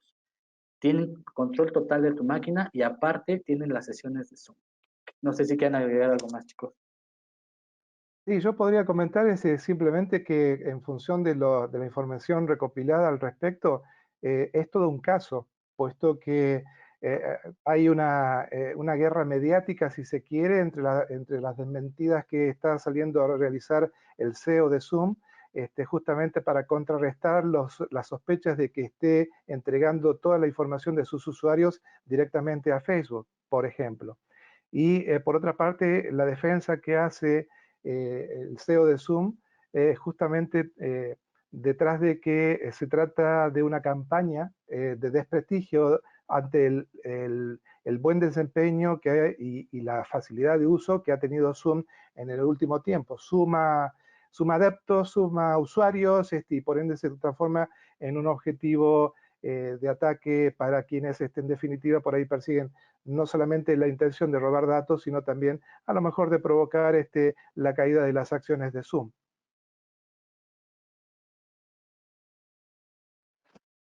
Yo recomendaría utilizar otras plataformas. Ok, de acuerdo. Alfonso Velázquez pregunta, ¿el orden adecuado para implementar una estrategia de seguridad es SOC, pentesting, modelado de seguridad y ciberdelincuencia? Yo te diría, primero hay que analizar el ecosistema de cómo te encuentras. Si no tienes nada de cybersecurity, yo creo que principalmente es un SOC para abarcar todo y después cerrar. Tienes el SOC, empiezas a trabajar con el equipo de SOC y a su vez y a la par en la implementación hacer una prueba de pentesting. ¿Qué opinas, Jerry? Sí, yo en lo particular, por ahí soy más amigo de evaluar las soluciones técnicas, pero también sin perder de vista los procesos. La ciberseguridad de por sí es un proceso que necesita madurez en una organización para poder justamente administrar de forma eficiente los recursos y las inversiones que realiza. Por eso es importante seguir, por ejemplo, un modelo, un framework que permita organizar la seguridad y la operación en una organización de la ciberseguridad a través de un framework como por ejemplo el Cyber Security Framework de NIST. ¿Sí? Es justamente que a través de 5 procesos que son fácilmente definibles, entendibles, donde básicamente parte de la base de que es necesario identificar los activos y las amenazas. Una vez que las tengo identificadas, tengo que desplegar y proteger con controles. Una vez que esos controles están en funcionamiento, tengo que monitorear su desempeño para justamente determinar si son eficientes esos controles o si en caso de que no lo son y produzcan algún tipo de incidente, tener la capacidad interna de responder ante ese incidente, cómo detenerlo y generar justamente esa práctica a través de ejercicios dentro de la organización. Solamente es cuestión de práctica, de entrenar para desarrollar esa capacidad. Y si evidentemente no tengo forma de detener completamente el incidente y algún impacto se produce, tener la capacidad de identificar de qué forma puedo recuperarme y minimizar esos impactos, por ejemplo, transfiriendo el riesgo si es necesario, por ejemplo, hacia un ciberseguro, por ejemplo, podría ser una alternativa. Pero es importante contar con procesos y eso inmediatamente me dice si tengo las capacidades o no. Y ese análisis permitiría inmediatamente pensar en las mejores herramientas, indudablemente la orquestación, indudablemente el unir distintas piezas, distintas herramientas sueltas en un framework integrado, como es el caso de Alien Vault, por ejemplo, que es una muy buena alternativa, permitiría justamente dotar a la organización de las dos cosas, de tener el músculo, de tener la capacidad y además las soluciones técnicas para afrontar ese desafío. Si gustas también dejarnos tus datos para, si tienes en mente hacer una estrategia de cybersecurity, podemos ayudarle también. Bueno, miren, Luis Parra dice, si soy la persona encargada de tesorería y hago todos los pagos de la empresa por medio de un computador portátil, ¿qué me recomiendan para que sea seguro? También uso tokens de bancos, pero ¿qué más me pueden recomendar? Darío. Sí, bueno, buenas tardes. Aquí básicamente te recomendamos tener un buen antivirus como punto base. Muy importante el uso de VPN, si es posible utilizarlo, algún software o algo por eso que permita tener ese acceso seguro y pues tener las precauciones y las medidas dentro del home office, ¿verdad? Ser bien preventivo, intuitivo y estar actualizado, pues, hasta cierto punto de los posibles ataques que puedes sufrir. Eso como muy high level. Okay. ¿Puedes cifrar tu disco duro en primera instancia? Cífralo. Esa es una de las mejores prácticas. Todos los que trabajamos aquí en temas de ciberseguridad, ciframos los discos. ¿Para qué? Para que sea más difícil en caso de que te roben, ojalá y no pase, pero es más complicado descifrar un disco duro. Múltiple factor de autenticación por huella digital, por acceso por Face ID. ¿Y qué otro, Jerry? ¿Qué otro se te viene a la mente? No, justamente está uno de los aspectos y una de las recomendaciones que estaba haciendo Darío oportunamente, justamente se basa en el doble factor de autenticación, es decir, tener la capacidad justamente de utilizar más de un elemento, además de un password, algún otro elemento que me permita justamente garantizar de que esa conexión o ese vínculo que voy a establecer con los sistemas corporativos justamente permita detectar que no están utilizando mi identidad justamente para provocar un fraude. Me protejo yo y protejo a la organización también. Bueno, Jairo Berrío quiere que le contemos un poco acerca de Stefanini y Rafael. Ustedes, pues, si nos pueden ayudar, Claro. porque siempre nos han conocido solo como Stefanini, pero contar un poco qué hacemos desde Stefanini y Rafael. Ok, desde Stefanini Rafael es una empresa dedicada a temas de cybersecurity. Somos una empresa que tiene inteligencia cibernética con concientización de Israel. Manejamos diferentes servicios, como es desde un SOC orquestado, desde unas pruebas de pen testing. Tenemos a hackers muy certificados desde Rumania y en Brasil, que pueden hacer pruebas bastante avanzadas en ecosistemas muy complicados. Es inclusive entrar en redes IT y saltar a redes OT de la industria. Tenemos campañas de phishing, tenemos el servicio de Governance Risk and Compliance, saber qué tan maduro está tu organización, y un SOC orquestado, que es un buen punto para el tema de respuesta a incidentes de seguridad. Casos de éxito tenemos en Israel, administramos todo el Banco Central de Israel, también ciertos departamentos de inteligencia, tenemos un banco en República Dominicana y actualmente estamos aperturando mercado aquí en México. Si quieres saber más de nuestros portafolios, además de nuestro portafolio, podemos agendar una reunión y podemos explicarte cada punto a gran detalle. Perfecto. Benjamín López, de antemano les da gracias por el tiempo que han brindado para este webinar, y él quiere saber qué técnica proponen para poder tener un control seguro con las diferentes credenciales para cuentas como correo, plataformas en línea, bancos y cuentas empresariales, cumpliendo con todos los niveles de seguridad altos. Él nos escribe desde El Salvador. Esa es tu zona, tu región, Darío. Seguramente van a poder hablar en el mismo idioma. Sí, no, básicamente no utilizar las mismas contraseñas en los diferentes sistemas o plataformas de login.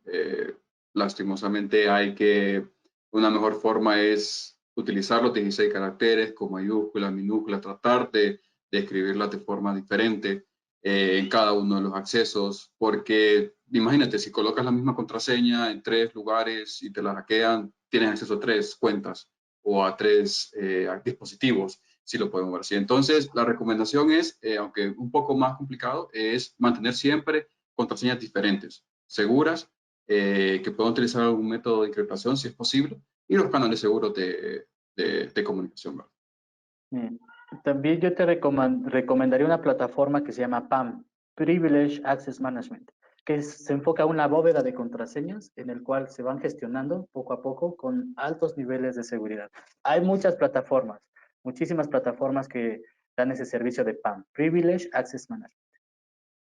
Y para complementar lo que decíamos anteriormente, también el hecho de robustecer la facultad de identificar por parte del ambiente corporativo de qué tipo de equipo y qué tipo de usuario se está conectando a sus recursos corporativos. Entonces, hay soluciones como, por ejemplo, un NAC, un Network Access Control, permite justamente provocar ese empadronamiento y empujar, como decíamos anteriormente, un conjunto de políticas garantizando que el equipo que se va a conectar cumple con los requisitos mínimos programados y establecidos por la organización como seguros antes de establecer una comunicación.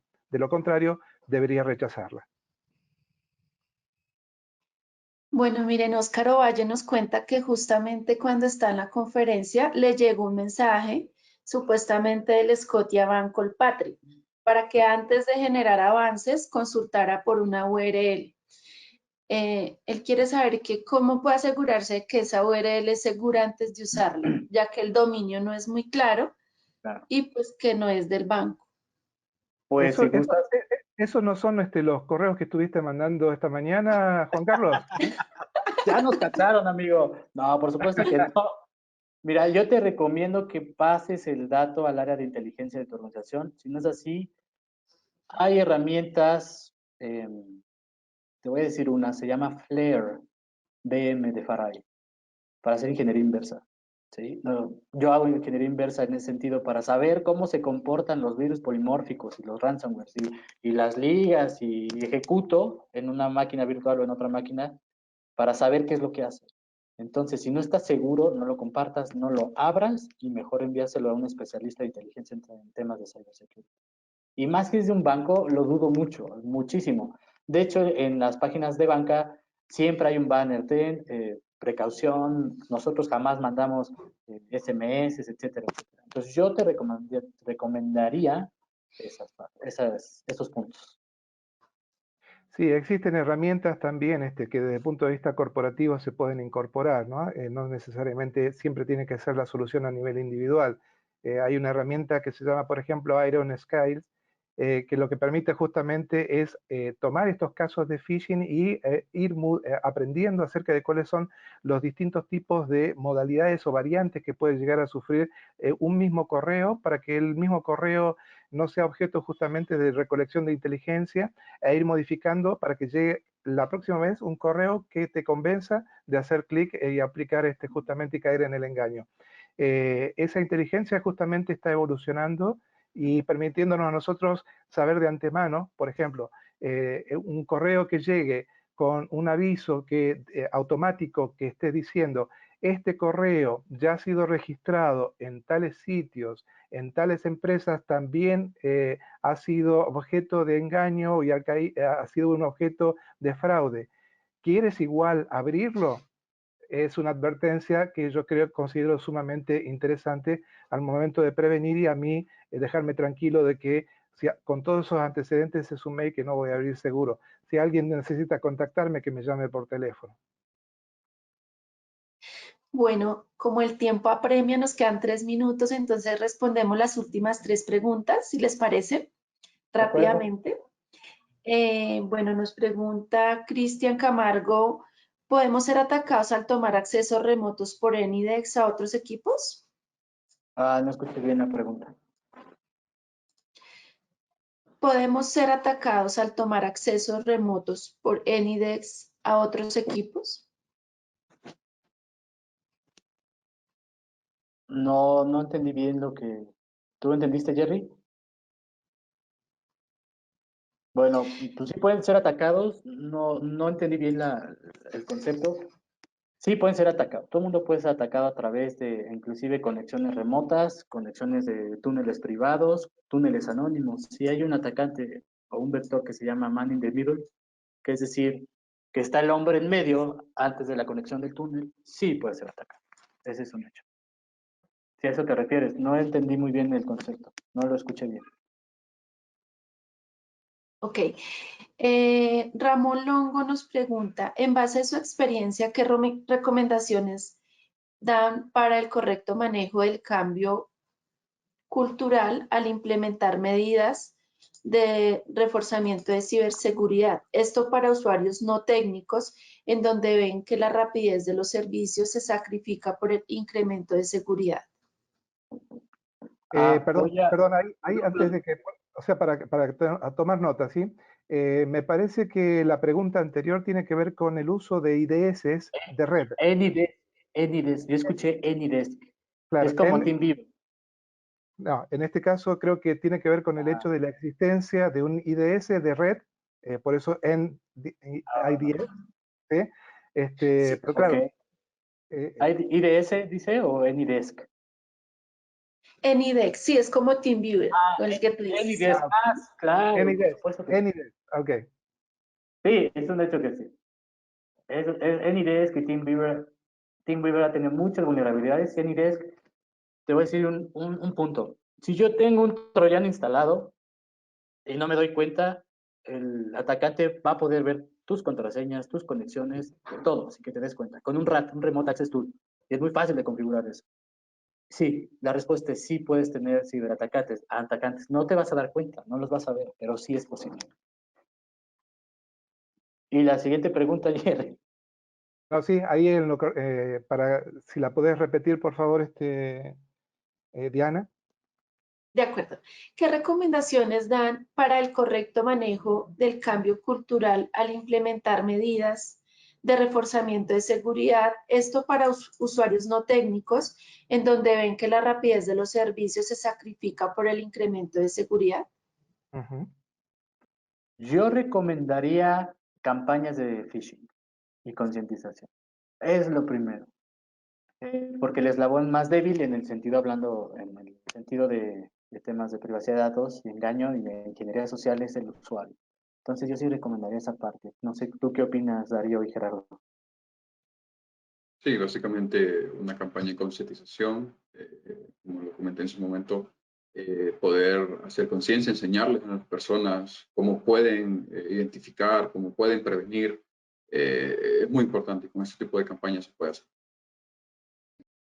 Sí, yo empezaría inclusive con charlas generales acerca de cuáles son los riesgos que puede enfrentar una organización a través de charlas de concientización.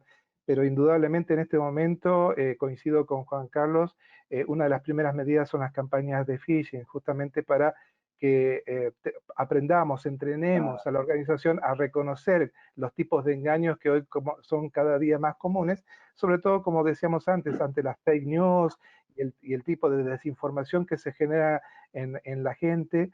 Esto hace justamente que ante situaciones de estrés terminemos reaccionando ante soluciones que parecen al alcance de la mano y en definitiva son engaños. Me parece que es una buena medida avanzar sobre ese campo. Justo en ese sentido y en ese tenor, nuestra metodología es, este es tu nivel de riesgo, ¿vale? Al principio de la campaña. Y tenemos la bondad de poder medir los riesgos en cuanto hacemos las campañas de concientización e ir siguiendo el factor de riesgo. Y al final del día o de la campaña se te muestra tu approach para ver si tenemos problemas ahí de concientización, ¿no? Bueno, por último, Sebastián Vega, la última pregunta de esta mañana, ¿qué sistema operativo es más seguro si hablamos de este tipo de ataques en Windows o Linux? Para usuarios Linux, ¿qué recomendaciones existen si hablamos de seguridad? Ningún sistema operativo es seguro. Exacto. Ninguno. Si yo te puedo decir, ¿sabes qué? Que la versión del kernel 2 o un Debian, no. La verdad es que depende. El sistema operativo más seguro es el que no se usa. Sí, que no se conecta. No, pienso yo que no existe sistema operativo seguro al 100%, pero siempre bajo una visión de Unix o no sé, una visión bajo Linux, podemos disminuir el riesgo. No sé qué opinen los demás. Sí, igual, de mi lado igual. Sí, sin duda, evidentemente, como mencionábamos antes, el hecho de que Windows sea un sistema que prácticamente se utiliza en más del 90% de las plataformas, lo hace apetecible porque un ataque que se descubra puede llegar a muchos más víctimas y con menor esfuerzo. Eso es una cuestión de economía. Para Linux en lo particular, no es que no tenga vulnerabilidades, sino que se conocen menos por el hecho de que no hay gente que esté del otro lado investigando, no lo hace una plataforma apetecible, pero las tiene. Sí, aunque me podría atrever a decir algo que puede ser un sistema operativo seguro, el software de Siemens, porque hace algunos ayeres, algunos años, bueno, han sido atacados la industria 4.0 de una manera impresionante. Y Siemens, a grandes rasgos, estableció como un control de sistemas operativos para el desarrollo del mismo, ¿no? Para temas de industria 4.0, que controlan las máquinas, etcétera, etcétera. Se unieron varios fabricantes en el cual construyeron un sistema operativo para la industria. Podría decir que es uno de los más seguros, pero no al 100%.